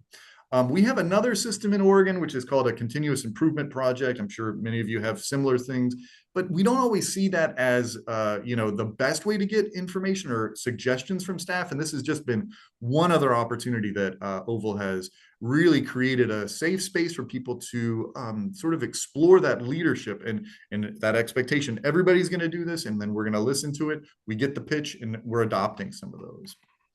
So some of the outcomes from Oval are that we now have some statewide boards and committees. So we've got many committees that have come out of this, like a policy review committee. We've got a youth committee. We've got a lot of committees that are looking at some of the policy changes and work that we're doing across the state. And then they're involved in that. So a lot of the members of Oval are part of those committees. It's one more way to get them engaged in statewide initiatives. Some of the initiative or the innovative projects are that we now have a Hispanic serving staff, a group of VR professionals that are working on developing outreach materials, culturally responsive materials in languages that are not just in Mexican Spanish, but also from Guatemala, from all of the other Hispanic-speaking countries that we're seeing coming in. And so it's been something that also came out of Oval. And then advancements in the program. We've seen a lot of the people graduate from Oval. We've had them move into the dispute resolution coordinator. We've had lead counselor mentors that are like coming out. We've had 3 branch managers that started as VR counselors, but then now they're branch managers. So we've had a lot of people advance from Oval, and they're staying in the program instead of looking for advancement elsewhere. And then this one, I think this graph kind of shows some of the stats. We've seen a dramatic decrease in the staff turnover in our program, which is great. We're retaining staff. We don't have to spend time training new staff. We're maintaining that historical knowledge that I was talking about before. And then in the future of Oval, we really see it as, this is not just one and done. It's not healthy to have just one training and expect that to just do it. So we've committed to Oval, and we're going to continue to do this over each year. We're going to run this program. We're really hoping to get more engagement from our frontline staff that are interacting with clients at the very beginning of the process. We call them HSAs, or human service assistants. Those are many times like rehab techs or other administrative assistants, because we want to see them advance, right? We want to see many of them see the opportunities within VR. We also have, we're going to continue doing these inclusive, the proposals for change, that Shark Tank idea. And then we also want to see a lot of the aspiring leaders just get opportunities in leadership. And that's some of those committee work and some of the other opportunities for continued development. If they're not ready to apply for a new position, is there ways that they can really just stay engaged in our leadership? And that's really what we're trying to, create those opportunities and myth bust that it's a flat organization. Okay, I tried to go really quick, Robin, to make up on some time, but hopefully was able to get through that. And if anybody has any questions, I'd be glad to take them. Great information. Sounds like a wonderful program. I do have a question. You mentioned about HR helping participants with their resume, if I understood correctly. Yeah. So we have in our DSA, we've got an HR team that are search advocates, and they also assist people when they're looking for advancement. So they will sit with somebody and they'll say, okay, what is the position you're looking at? And they'll pull up the PD for that position. They'll look at the essential duties of that job, the desired attributes. Then they'll do a crosswalk with their resume and say, hey, these are things that I think you can tie together, right? And so I'm sure there's probably AI out there that can do this now too, but it's much more human when you're talking to somebody and you can have that interactive process of saying, well, tell me more about what you did in that space, because then they can get prepared for the interview if they make it that far in the application process to tell that story, right? Say, well, this is what I did that really meets that essential function of the job. So that's a way that HR is really trying to help retain employees in our agency and in our program. That's great service. Thank you for that. There are a couple of questions in the chat about how staff are identified or encouraged to participate. Oh, great. Yeah, great question. So encouraging to participate, every year every month, I should say, I do a broadcast at the beginning of the month where we have an hour-long online meeting if people can join, and it's recorded if not. And we'll just talk about upcoming events. I'll give updates on national, state program information. And so we'll bring in the participants and leaders from the last cohort, and they'll share their stories. And they're much better speakers than I am about it, right? Because they're talking about their real experience. And they're saying, you should do this because, and then they'll talk about their experience.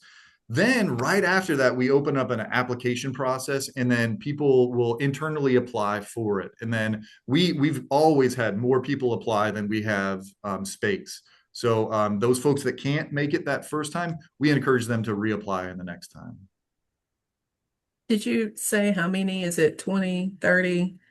Oh, in a sorry. No, cohort? it's smaller than that. I think the max is 15 each time because of some of those time constraints and having mentors. And so we really try to make it manageable. So yeah, it's about 15 at the most. And we've had a couple times when people have advanced and then they've moved up and they had to drop out. But yeah, it's usually about 15 folks. Thank you. One last question from B is expanding on the non-English services and how that came about.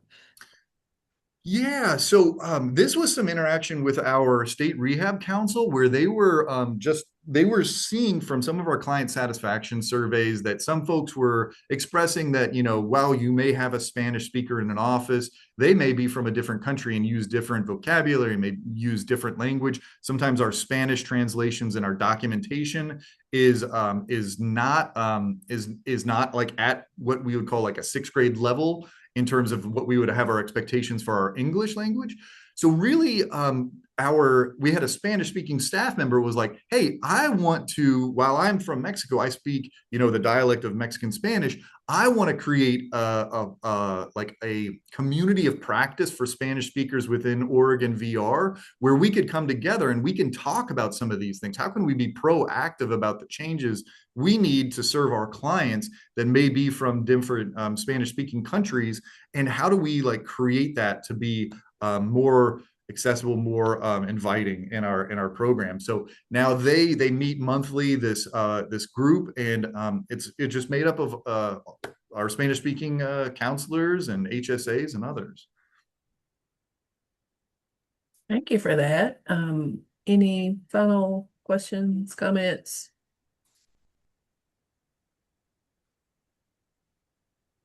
Great information, Director Ozols. Appreciate you sharing with us about the OVAL program. I'm sorry, Sharina, are you waving by or you have a question? I had a question, and I'm sorry. I had to step away to the restroom real quick. So you may have answered this. Did you say how many staff are selected to participate in the program? Yeah, we do a max of 15. We started with 10 and then we went up to 15 and it was like, that was almost too much. So I think we're going to probably cap it at about 10. We're a smaller VR program. We've got about 300 people. So like you can think quickly, you're going to go through a lot of people that really are part of this. But also we just don't have as much of the mentors in our own leadership team that can be those mentors for them. So we want to honor our staff and time and really creating not creating too much of a burden on our leadership team, but then really honoring when we show up, we want to be present for the OVAL cohort that we're working with. So I think 10 is probably the sweet spot. We did get up to 15, but I think 10 is the best. Thank you. And they're all counselors, administrative staff, correct? Yeah. Well, that's how it started back in 2023. They were all counselors. Then we opened it up for administrative staff. And then we've even had some of our pre-ETS team get involved. And so we keep evolving, right? We keep on seeing who is going to benefit from this. And the pre-ETS team, they again, like we learn by doing this, by bringing them in. There was that cross-pollination of like, oh, myth busting what pre-ETS can, like, what can we do with some younger folks even before they're, applying for services or getting engaged with us. So it's really been helpful on both sides. So now it's more open to mainly direct service staff in all areas of the VR program. But yeah, the training lasts 6 months. I see that question in the chat. Yeah. But I would say the group that started in 23, they still have a group chat and they are still doing their own sort of community of practice to this day. Well, one of the things you mentioned about myth busting really appealed to me. I love hearing that you're uh, getting the information out there to your staff about opportunities that exist within the organization to help with that retention. Again, thank you for being with us today. I did put your information in the chat. I hope that's okay. People can follow up with you if they have questions or comments or want additional information. Thank you again. Thank you, Robin. Take care, everybody. Bye. All right, I see Director Dana Phelps is on from our next presenting agency. Good day, welcome in. Apologies that we're running a little behind schedule today. Well, I understand, and I just want to say, since you guys did not appear to have gotten your break, do you want to wait 5 minutes before I start? I'm ahead of my lunch hour, so I can go a little bit longer without interrupting a meeting. So, shall I offer that so people can get a little personal break in? That would be great. Thank you so much. If we can take a few minutes and come back real quick, and we'll hear from Director Dana Phelps. I'm Central Time, so it's 1:12 Central. So 1:20, is that okay? Give us 8 minutes. Yep. All right, thank you. We'll be back.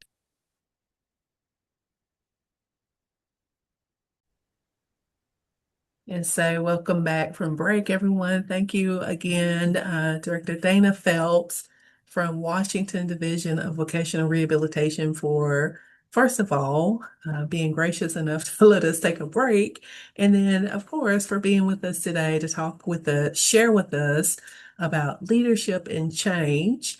After hearing from all these presentations today from North Carolina, Oregon, and what was the other one? Massachusetts, about transformation and change in organizations. Part of the goal for this group and LeadVR is to develop projects as they relate to the 3 vocational rehabilitation priorities of streamlining VR processes, outreach and engagement, and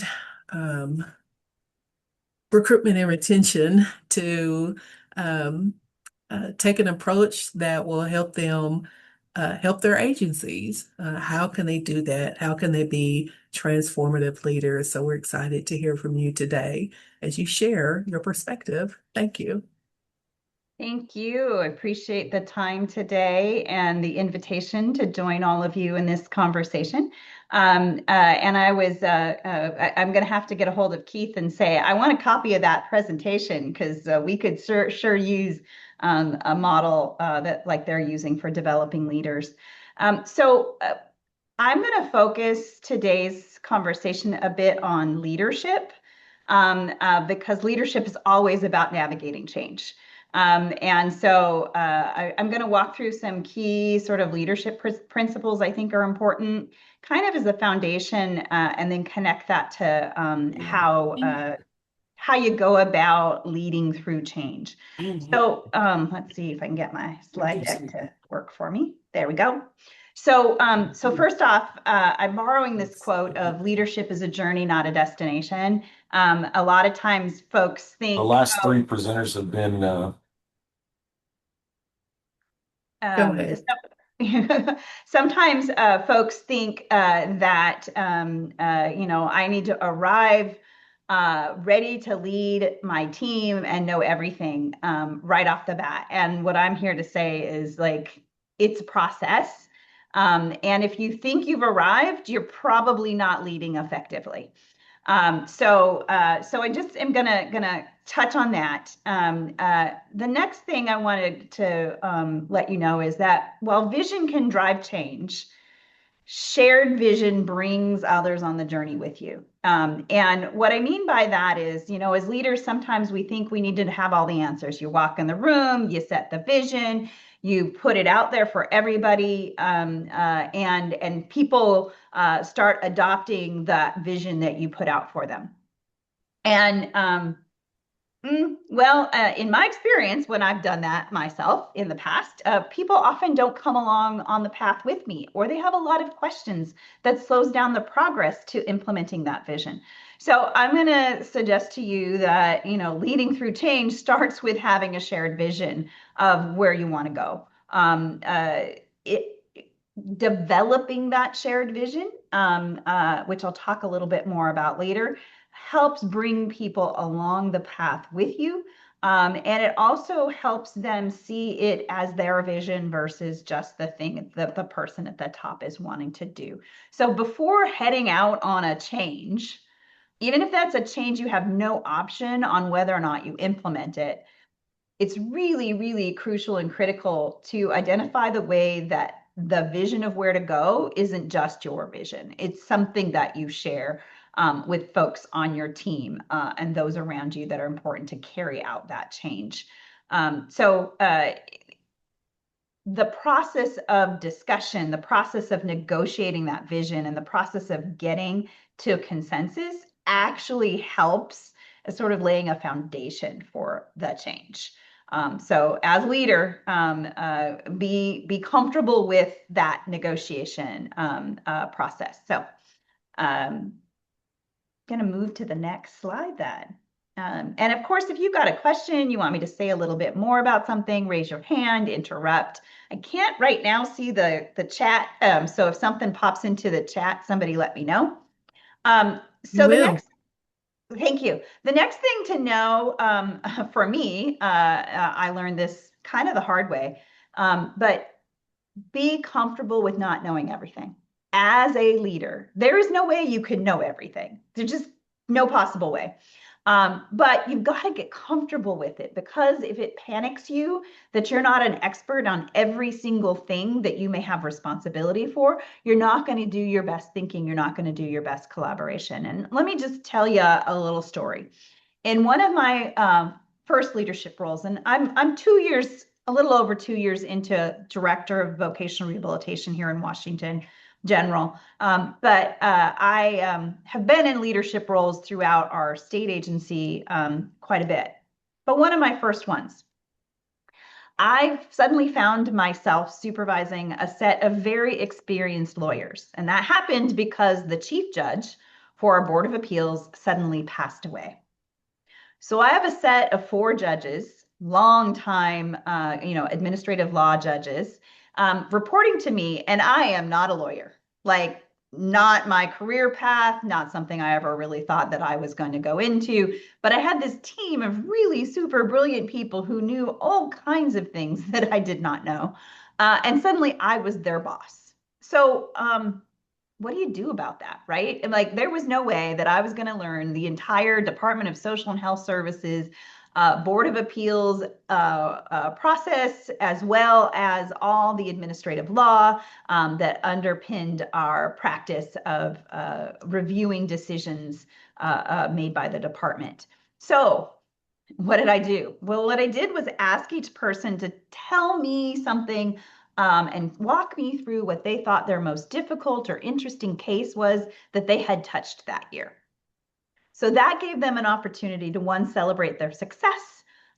For lawyers, talk about their thinking that went behind the decisions that they made. And then also for me to get insight about how they go about their work.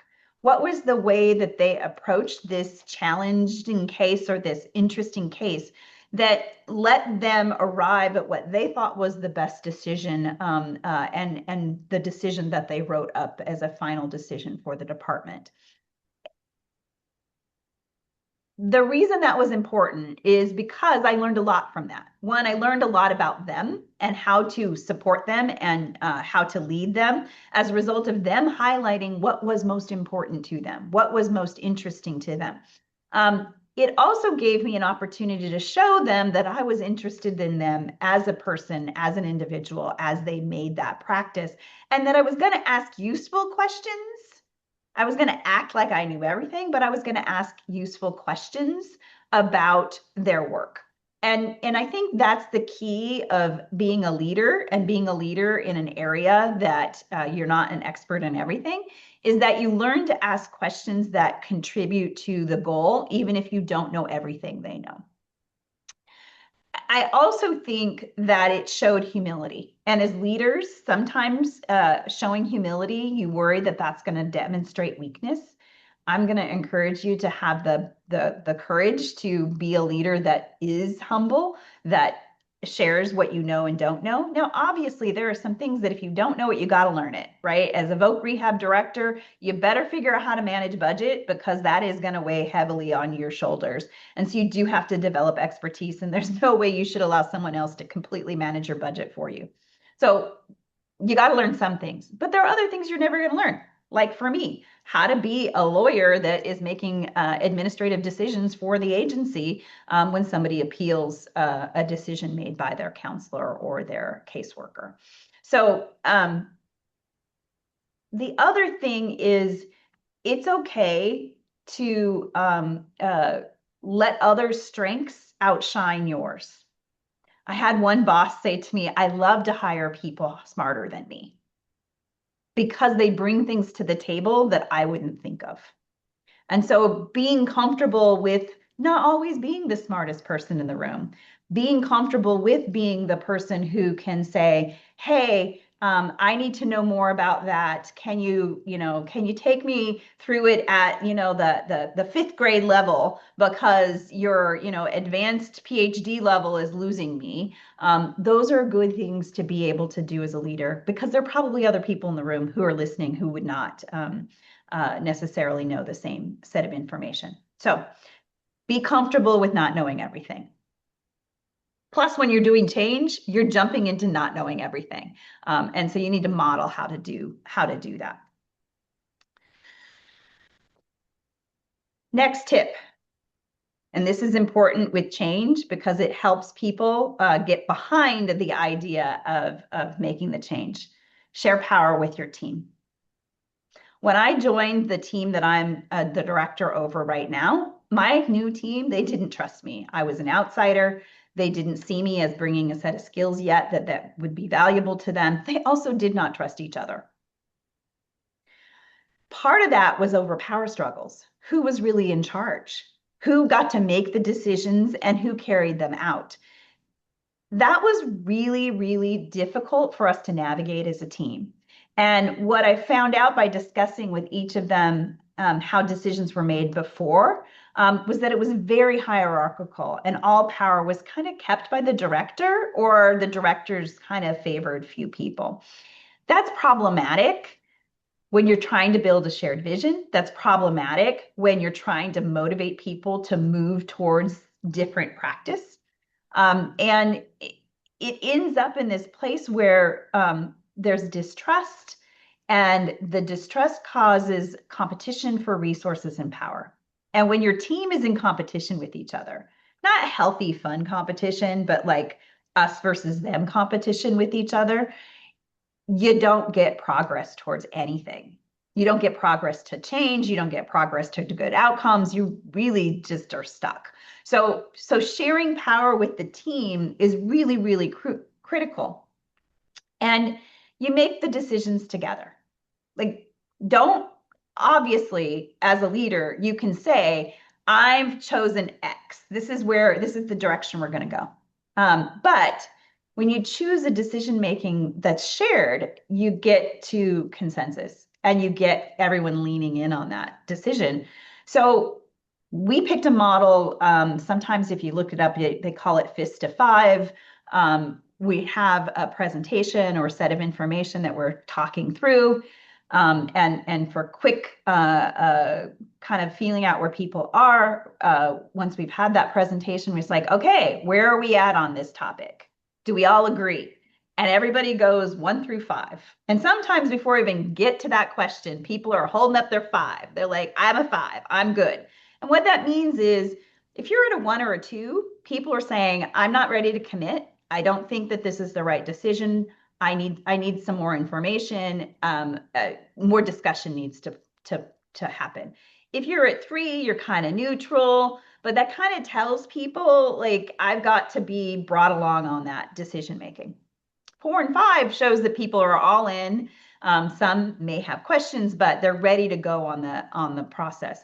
And once we implemented this approach where we identified where we're going to go as priorities with a shared decision making, everybody got a vote, consensus model, more people were leaning in and following up on the things that we decided to do. We were really good at discussing great ideas, saying, yes, let's do that, and then nothing happened. With this consensus-based model, people were more leaned in. They definitely had that I vote yes on this, and they were much more laid into wanting to build a plan to implement that thing. Like, who's gonna lead it? Who's going to be the sponsor? Who's going to be on the team to make that happen? And it all rolled out of a shared decision-making model.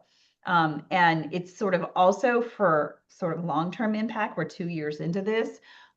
It sort of tore down the walls, the us and them between our headquarters and our field. And I don't know if anybody else has that in their state, but the people at the state office or the headquarters office are not seen by the people in the field as on their side or on the team or really understanding what the real work is.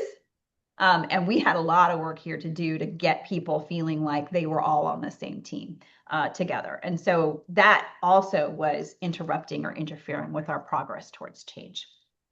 So just throwing a whole bunch of stuff out there at you. I'm going to pause for a second. Any questions, any comments yet? No. Well, I kind of have a question about you talked about the level of trust with your management team, your team, and curious about how long it took you to build trust and to get over that barrier, and if anything stands out to you of what you did to help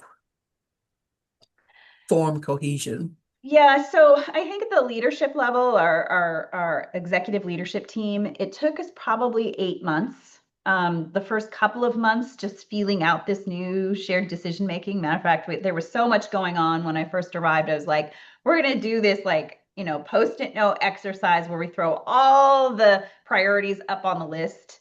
And then many of you have done this before, the dot exercise, like put your dots next to things that ought to be prioritized. And so we did this exercise of walking through all the work that needed to be done, came up with 3 to 5 items that we all agreed that we needed to work on. And then we began talking about the progress of those and how to do it together. That opened the door to conversations that I was surprised by. Number one, in the leadership team, we were having these great conversations, but people were like, well, am I allowed to tell my staff what we're talking about? And I was like, what do you mean, are you allowed to tell your staff what we're talking about? Of course. Why else would we be talking about this if it doesn't filter down to staff? Turns out they had been forbidden from sharing any information out of the leadership team, out of fear that some conversation, not all conversations, but there might be some conversations where you didn't want everybody to hear what was being talked about. And I was like, okay, we're going to make a promise. If this is something you can't share with your team, we will start the conversation with, this cannot be shared outside this room. That allowed people to begin to tell more of the stories to the people outside the room, but also to feel trusted. Like, I wasn't telling them they couldn't be trusted to make decisions about what to share and how to share it with their team. So I think that was really important. And I also saw, because we set a shared priority list and sort of a shared vision of where to go next, the follow-up each month and the discussion each month of where we're at, what we're doing. I mean, at that time, we had a performance improvement plan with RSA related to our credential attainment percentage. We were the lowest score in the nation, and we had to fix that, or we were going to end up with potentially financial penalties from RSA. So we had a problem to fix together. We were knee-deep in a need for change, but there wasn't, when I arrived, this shared plan for how to make it happen. And out of these conversations, people not only saw the importance of making that change, but they began to see the progress in working together to make it change. And thank goodness we got through our performance year and exceeded the expectations, and didn't have a second year of failure on our measure. But crisis can bring people together, but you got to bring people together in that crisis in a way that they feel like they actually can find their way out. If you feel hopeless or helpless, not going to happen. So I think that would what I would say. Are there other questions? Okay. So next tip, build transparency for people. Transparency gives people insight into the change, also helps people have more faith in how leaders are managing the work. And sometimes as leaders, we want to protect the people around us that work for us from information, right? This past year has been a year of wishing we could protect people from the reality of what may be impacting us from the federal level, for our funding, how our program is structured, all of that. Our learning here in Washington State is that while we may try to withhold that information to protect people from stress, withholding the information actually makes them more distrustful of their team. So building transparency is really, really important. It makes people feel like they're trusted versus not trusted, and that we're not keeping secrets from them about what's happening. So make it clear, like let people know what's happening. Tell them what you can. Obviously, collective bargaining rules in Washington State keep me from telling them some things. And there's the process of building a budget with our governor's office and the legislature, where there are times where the information is held tight. But as soon as that information can be released, I'm not only sharing it with the leadership team, I'm actually sharing it with the staff at large. So a few things to build transparency that we did here was I meet monthly with all staff. It's voluntary. They don't have to come to the meeting. For the team here calls it tea with Dana. I don't drink so much coffee. I drink tea. But it's what you might call an Ask Me Anything session. Completely unscripted meeting. Everybody in the organization is invited, and they can come and ask me whatever question they want. And for 45 minutes, I take their questions. I do my best to answer them. If I don't have an answer, but one of the other leaders on the call can, I call on them. We answer the question in the moment. If I can't answer the question and nobody is there to help me, we follow up with that person with an answer. And there are times where we have 200 people in that meeting. Not everybody is asking a question, but we have 200 people who sign into a meeting that has no agenda at all. And they just listen to answers to questions that their team members are asking. They can raise their hand and ask it. They can throw their question in the chat. And that has made all the difference around transparency. The other things that have made a difference is, we have the quarterly all staff, which are an agenda-driven meeting, and those are happening very, very regularly all throughout the year. And then the local leaders have their own meetings, kind of like the Ask Me Anything. They set up time for their local staff to ask questions and have a back and forth. That has led people to really have a confidence that there isn't some secret backdoor thing.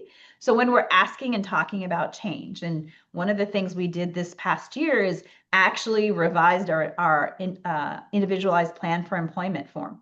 We completely changed how we were going about the IPE process, had members of the field involved in that process, and talked throughout the process about what was happening on that project.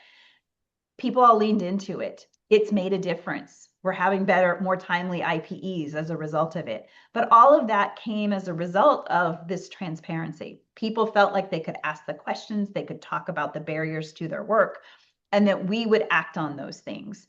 And another piece of transparency is, I do a written update to staff monthly on what's happening on projects and efforts in the organization. When there was a budget shortfall, as soon as I was able to, I told the staff about it. We had to lay off staff this past year because of state budget concerns. We talked to them about when that was going to happen and how it was going to happen right up front. So while it didn't make it easier to do, it made the experience of understanding why it was done and the point and purpose behind it easier to tolerate. The other impact of this was, I'm going to go to the next slide, was the impact of doing this consistently. So it didn't immediately change the realities at vocational rehabilitation here in Washington, but we persisted. So every year we have an employee engagement survey. The whole state agency staff take it. And we've been doing this for 2 years.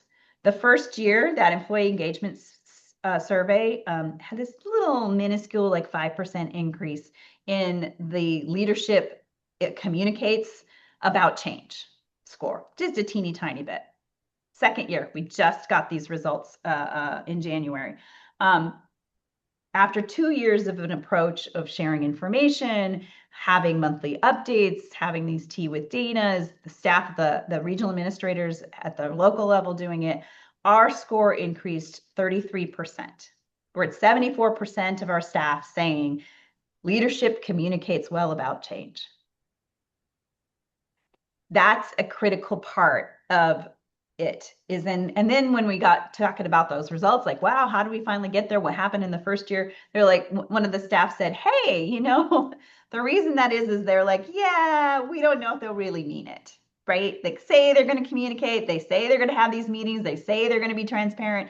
We didn't believe you. But at 2 years in, you're like, oh, you're actually still doing it. Okay, you're consistently following through on the things that you said you would do.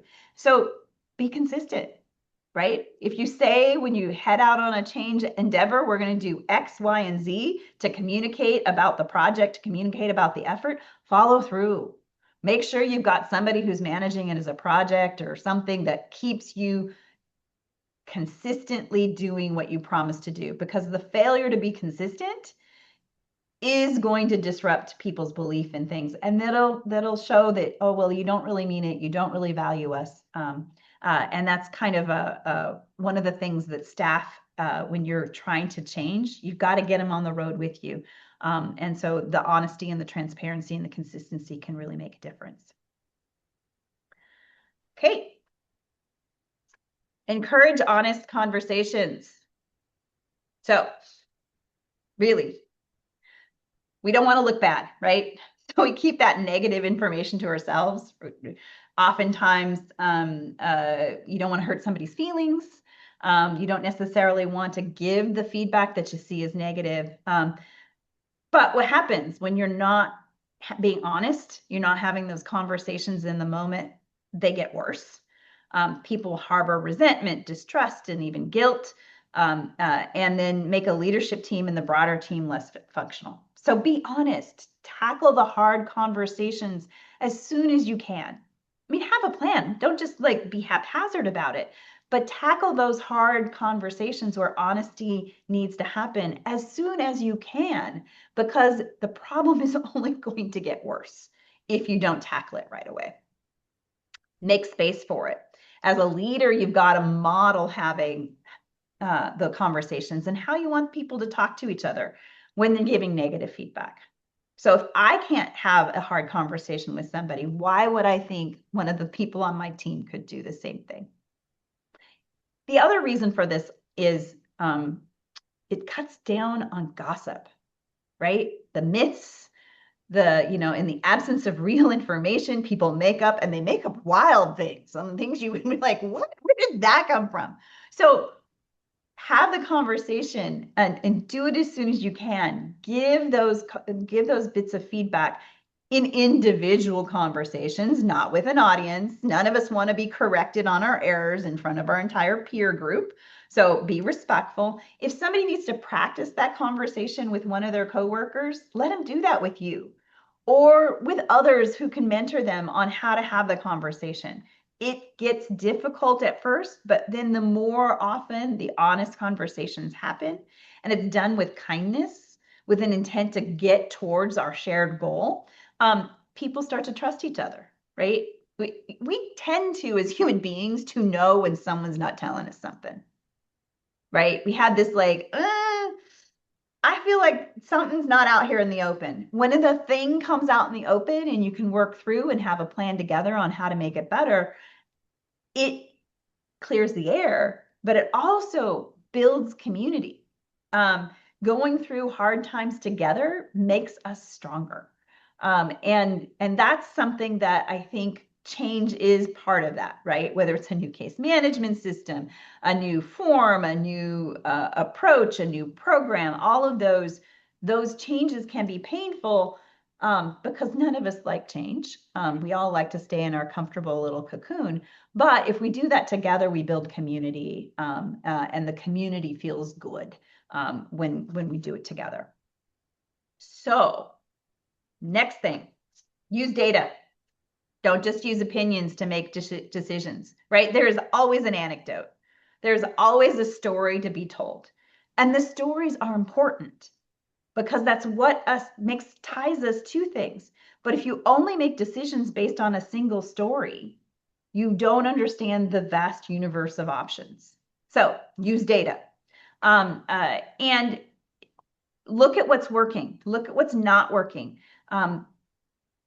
The importance of looking at both sides is that the data will tell you something about the organization. So like this office has X percentage of on-time eligibility determinations. What's going on there, right? So you use the data to learn more about the story. You could have the opposite. This office is sliding backward. When you dig into that, it fills in the details so that your action plan is built both on data. We got to do something about moving this measure, but also the dynamics that make people successful or less successful so that you can plan for the change. When we look at data, I think it's important to say, because some people feel like it's judging, right? You put up bad data. Oh no, you're thinking we're terrible at our job. No. As leaders, we have to learn to say, that's interesting. Look, what does that tell us about that item? What are the barriers for their success? So you start to role model how to talk about data. So it's not just a report card. It's about learning. It's about digging in and going deeper. So for example, we can have a great story about rapidly engaging someone in plan and having great outcomes. But does the data show that we're doing a good job of getting people in a plan in a timely manner overall, right? You get one story of greatness, but then what's the overall story about it? And if you're going too fast, are you really building a plan that shows the dynamic interests of the people you're serving? So we could get lulled into complacency by not going beyond the surface level of data and information or the surface level story. Negative news. If you react to negative news like everyone's doing the same thing, staff will feel blamed, right? So you get one really bad thing, one really bad practice case that comes to the surface, and suddenly you want to do all these actions. And it's a hard thing to stop yourself. You want to do all these actions to prevent that from happening ever again. The problem is that you may be unfairly judging all these other people. Maybe no one else is wildly spending on services that should not be in an IPE because they are, inappropriate for that job goal, etc. So don't overreact to one bad situation, but definitely dig into it from lessons learned perspective, right? Have people learn from it, but don't think that one bad example is gonna actually be the truth for the whole organization. So here's just a handful of other suggestions that I have when you're leading. Don't ever ask people to do something that you're not willing to do. Just don't do it. You got to be able to lean in and make it happen. And when it comes to change, your willingness to do the same things everybody else is doing shows that you are really, truly intentional about your leadership. Know everyone has strengths, recognize them, assign work that uses the strengths. Sometimes you want to grow a person and you give them a project that will make them grow. But oftentimes when you're being really diligent about change, you got to line those strengths up to move the organization forward. Don't be afraid to admit mistakes. It gives people permission to admit their own mistakes. And don't make leadership about you, right? The reason you're in leadership isn't to make yourself look good. It's about leading an organization towards good outcomes for the people we serve. And always, always, always celebrate others' success. When you see that somebody's done a good job and you pause and say things about it, it teaches those around you to do the same thing. And when we celebrate success together, again, it brings community together. And that's what change is about, navigating what's different as a community together. So that is my presentation. I'm going to stop right there, stop sharing, and then take questions. Now's your opportunity. Thank you, Dana Phelps, for sharing such great insight, information. And I put in the chat a link to an article about the Vista 5. I had never used that before. So it's a great new resource. Thank you for that. Yeah, it's been awesome in getting people to feel like they can stop something they disagree with. Because if they don't feel like they can, voice their concern easily and it's not accepted as part of the process, then sometimes you push ahead with things and they're really not on board with it. So this has been a lifesaver for that. Anything else I can do to share, talk about? Ryan has a comment about loving your comment about not making leadership about you. Yeah, leadership can go to our heads, right? We can start to feel really important. And it's not really the reason we're here ever. It's hard to take the ego away from some folks, and an ego can completely destroy a workplace environment. So I really like that and appreciated your comment about that.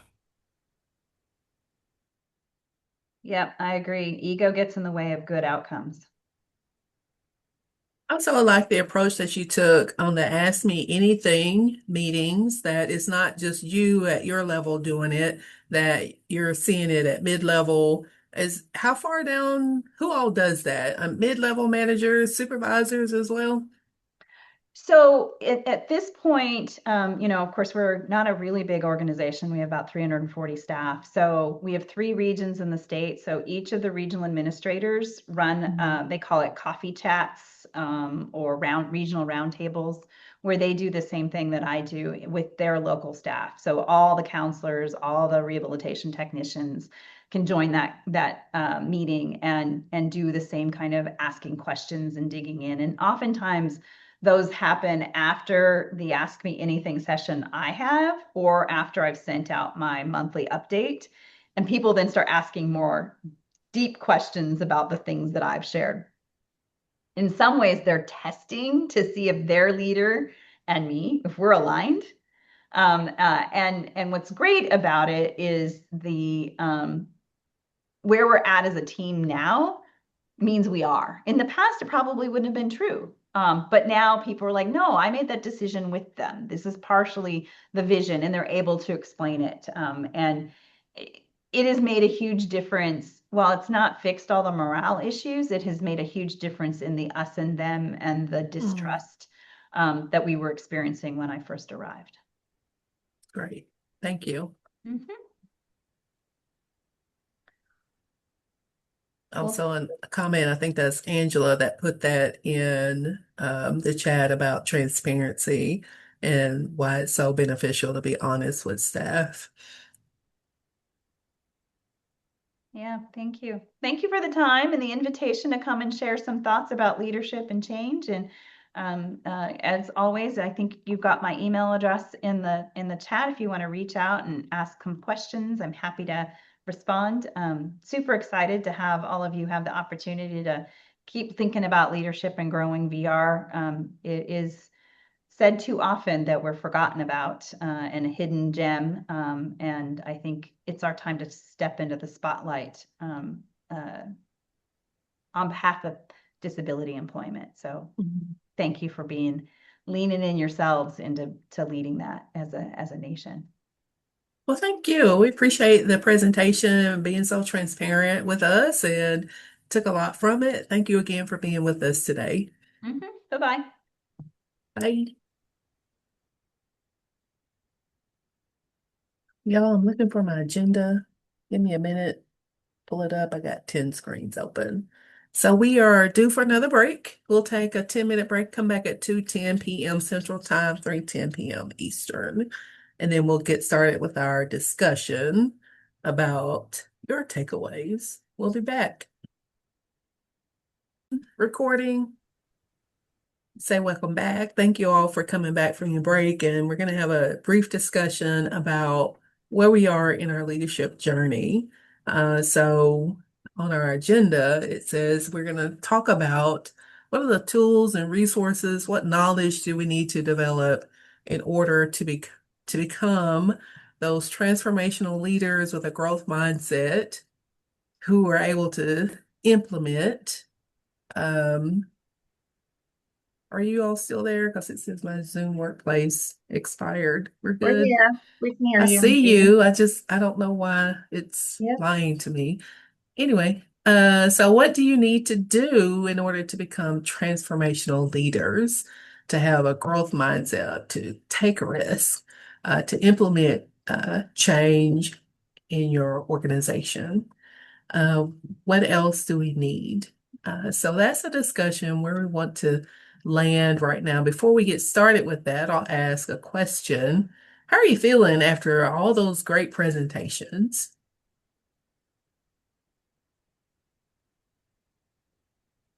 Encouraged and under-equipped. Tell me more. What do you mean by under-equipped? Our state has some of the practices already in place, like the leadership, the Oval. We have something very similar to that that's been going on for years. But then some of the other areas that were shared, like the changing the name of your agency, we run into everyday individuals who don't want to sign up for our services who could greatly benefit because our name is rehab and they don't understand what that means. And just not having the equipment, the tools I need in my toolbox to be able to better serve them or to lead my staff to better serve them. That's one of the areas. Thank you, Nancy. Anyone else? How are you feeling today after hearing these presentations from 4 different agencies?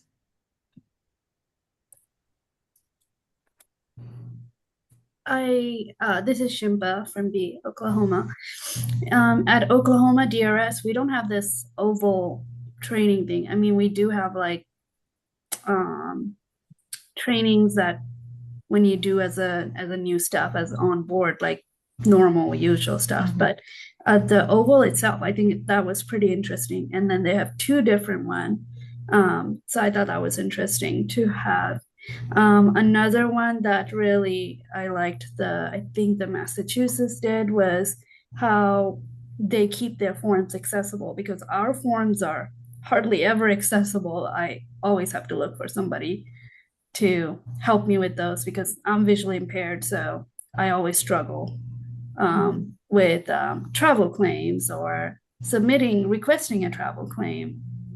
There's always some issues. And then application itself, using PDF for that or a paper document for someone who's a new client, they still use that traditional thing, or they consider PDF as a digital format, which I think it's never hardly is accessible.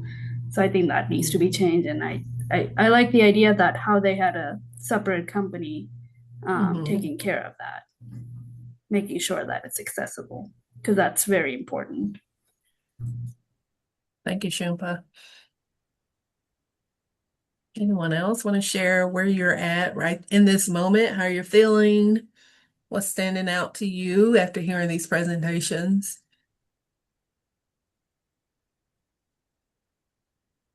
Please do. Go ahead, Erin. It was nice to see, like I'm from Connecticut, and how we kind of do things maybe a little bit similar. Like she was talking, the woman who last spoke, having those leadership chats. We had that during COVID, and like thinking about it, like if that was brought back, how like that would be changing for staff to hear from our director on a more frequent basis versus, you know, the supervisors and we get together and we have coffee chat, we call it, and all new staff come and it's open forum, ask us anything from the system to what we're doing. And we're looking to implement a new case management system next year. So kind of seeing how they streamline stuff like that eligibility, that piece was really interesting to hear how that kind of rolled out and how that's actually moving cases a lot faster through the system, which was really interesting. She had a lot of great information to share. We could spend much more time talking about their change initiative. Thank you. One more. How are you feeling in this moment after hearing these presentations from different states? This is Amy. I loved Dana's presentation just because, you know, it's okay to not know everything. And it's nice to hear that, even though I know that. But it's just nice to hear that coming from a director. And then just, you know, be comfortable with that. It's okay that we don't know everything and, you know, be transparent and learn from each other. I think she also said, let's see, share power and make decisions together, vote together, which I'm in Michigan at our business network division. We incorporate our team a lot and, you know, value their feedback and give them power. It empowers the team. It moves us in a better direction, you know, and utilize people's strengths when you need them. So I don't know. I enjoyed all the presentations, but I resonated with hers just because I am a new manager, so it was helpful to hear that. Yeah, nice to know that it wasn't all rainbows, puppy dogs, and unicorns when she became director, that she acknowledged the challenges as well. So you have the email addresses for all of the presenters today. I strongly encourage you, first and foremost, to send them a personal email thanking them for their presentation, but also to follow up if you have additional questions. One question I have for Caitlin from Massachusetts was how much? How much money did all of that cost? I would love to know that, just to get an idea of what, as an idea of another challenge or barrier to implementing such a massive change. But do follow up with them. I know they would look forward to hearing from you if you have additional questions or feedback, or maybe know your own challenge that you'd like to share with them to get their insight on. So we have a couple of questions in the chat. The first group of questions is about transformation. The second group of questions is about having a growth mindset. And so I'll ask for your feedback before it's 2:20. We have about 30 minutes to do this. Do you prefer to go into breakout rooms to have this discussion, or you want to stay in the general area to have this discussion? Just you have to promise to participate if we stay in the general area. Who's all for going for breakout rooms? Let's raise your hands. Shannon is saying breakout room. Yes, no. I don't see any hands going up, so I'm sorry. I had one of my staff talking to me. I think it would be good in this. I think it would be great in the small group, to be honest with you. Okay. Anyone else want to go into small groups? I didn't see any hands up for breakout rooms. I don't know how you do the hand raise, but I would love to do the smaller group because it's more interactive. Hands up for breakout rooms. You don't have to use the button. You can use your hand. I still don't see any hands, but that's okay. So Sharina, John, David, are y'all still there? Yep. You're good with breakout rooms? Sure. Okay, let's do breakout rooms. I think I set them up already. And you should be invited. Room 1 is Sharina, room 2 is David, room 3 is John, and room 4 is going to be for me. So I'm going to open the rooms. You'll have 30 minutes. And then we'll come back, right? Yes. Okay. And we'll come back in the general session. Okay.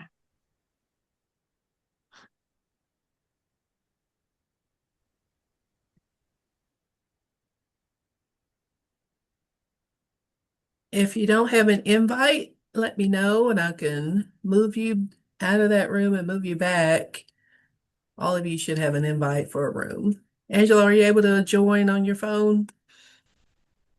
That's what I'm trying to do now. You might have to switch screens in order to find the invite. Can you swipe it?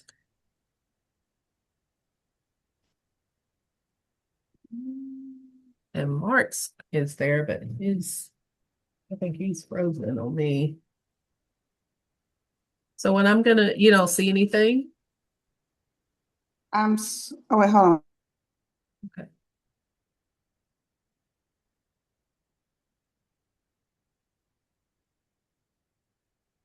There you go.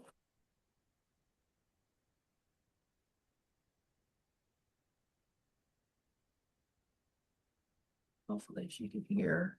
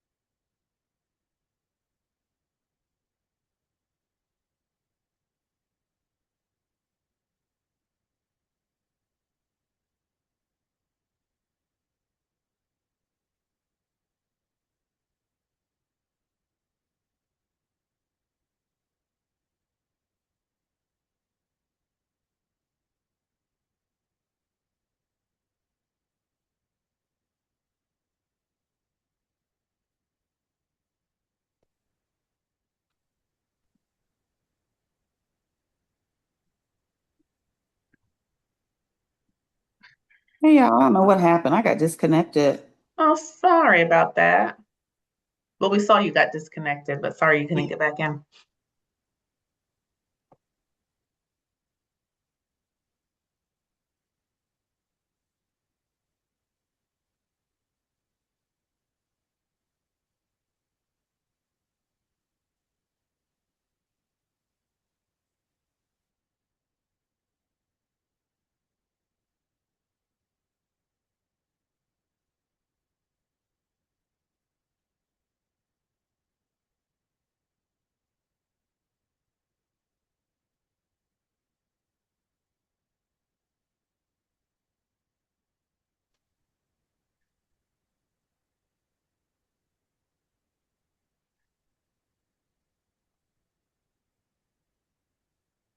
Hey everyone, Zoom brought us all back to the main session. Thank you for coming back. Hope you had a fruitful discussion talking about these questions around transformation and a growth mindset. Um, Let's see. We'll start with group number 4 since we didn't get to go this morning and sharing our homework review. Catherine, do you want to do just a brief summary of, or anyone from our group? I Sure. put Catherine on the spot. Yeah. She's a great presenter, though. Oh, geez. Of Now even just more pressure. Okay. just keep it short Yeah, and short and sweet. sweet. Yeah. So short and sweet, we didn't get through all the questions, but the questions we got through, I felt like we had some cohesiveness on answers, everybody feeling like there's definitely things that we're doing well, maybe some things we all have things to work on. Kind of organizational change can impact the ability to be a transformational leadership. Some things within our control, making sure we're seizing those opportunities, things that aren't, can make things more challenging. What did I miss? Encouraging our staff, help them to grow, being okay with us not knowing the answers all the time, making sure that it's a team approach, holding people accountable, making sure that includes ourselves, right? Like making sure we're looking at what we're doing too and asking for feedback on that. Hopefully that captured everything, but I could be wrong. That's great. Thank you so Team much. members. Yeah. Anyone else from our group? We miss anything? I think that was a great summary. Thank you, Catherine. What about John's group? Any big takeaways, ahas that you all had? Not a rundown of each question, but a summary that you can share. Anyone?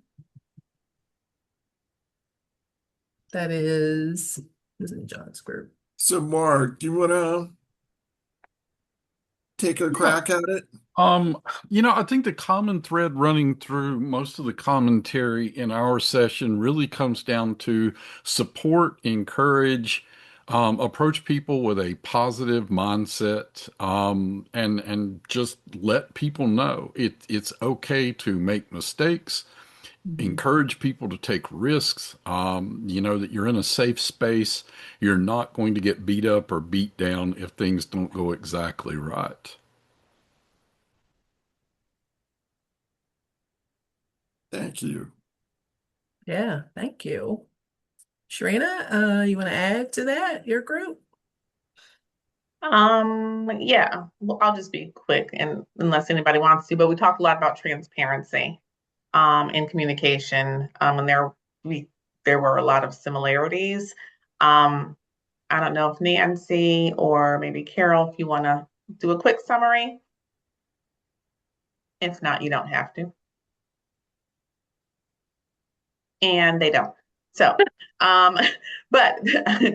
looking at the time. It's okay, but we talked a lot about transparency in communicating changes with staff and from a leader standpoint, both leaders above and leader where they are now, what that looks like, feels like, and if there's anything they can do from where they stand to manage that and the challenges that come with that.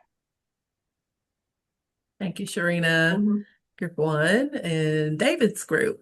Hello. Hello. You have 1 anyone, minute. anyone want to share a takeaway in this last minute? Me seeing silence, I'll just share. We ran through as best we could, did not get to the whole conversation. One thing we did discuss was we talked a little bit more about the case study. And then when we talked about growth mindset, we talked a little bit about the need to praise the effort and focus on the effort and not the result, which is what increases someone's likelihood to stick with a problem, solve a problem. Great point. Thank you, David. I will share that there is no homework assignment for this month, but I do strongly encourage you to meet with your accountability group so that you can you can further review this discussion about transformation and growth, but also to begin planning for your project discussion, which is what we'll focus on next month. So there are some additional questions in the guide about this topic of transformational leadership and growth mindset, and you can use those questions to frame your accountability group meetings. But when you're meeting, we're going to talk next month on March 16th from 11 a.m. to 2 p.m. About the priority areas for our project discussions. And so you'll just be doing planning, what that will look like for your group. If you're from if there's more than one state in your group, then what similarities that you can address for your project discussion. Any questions?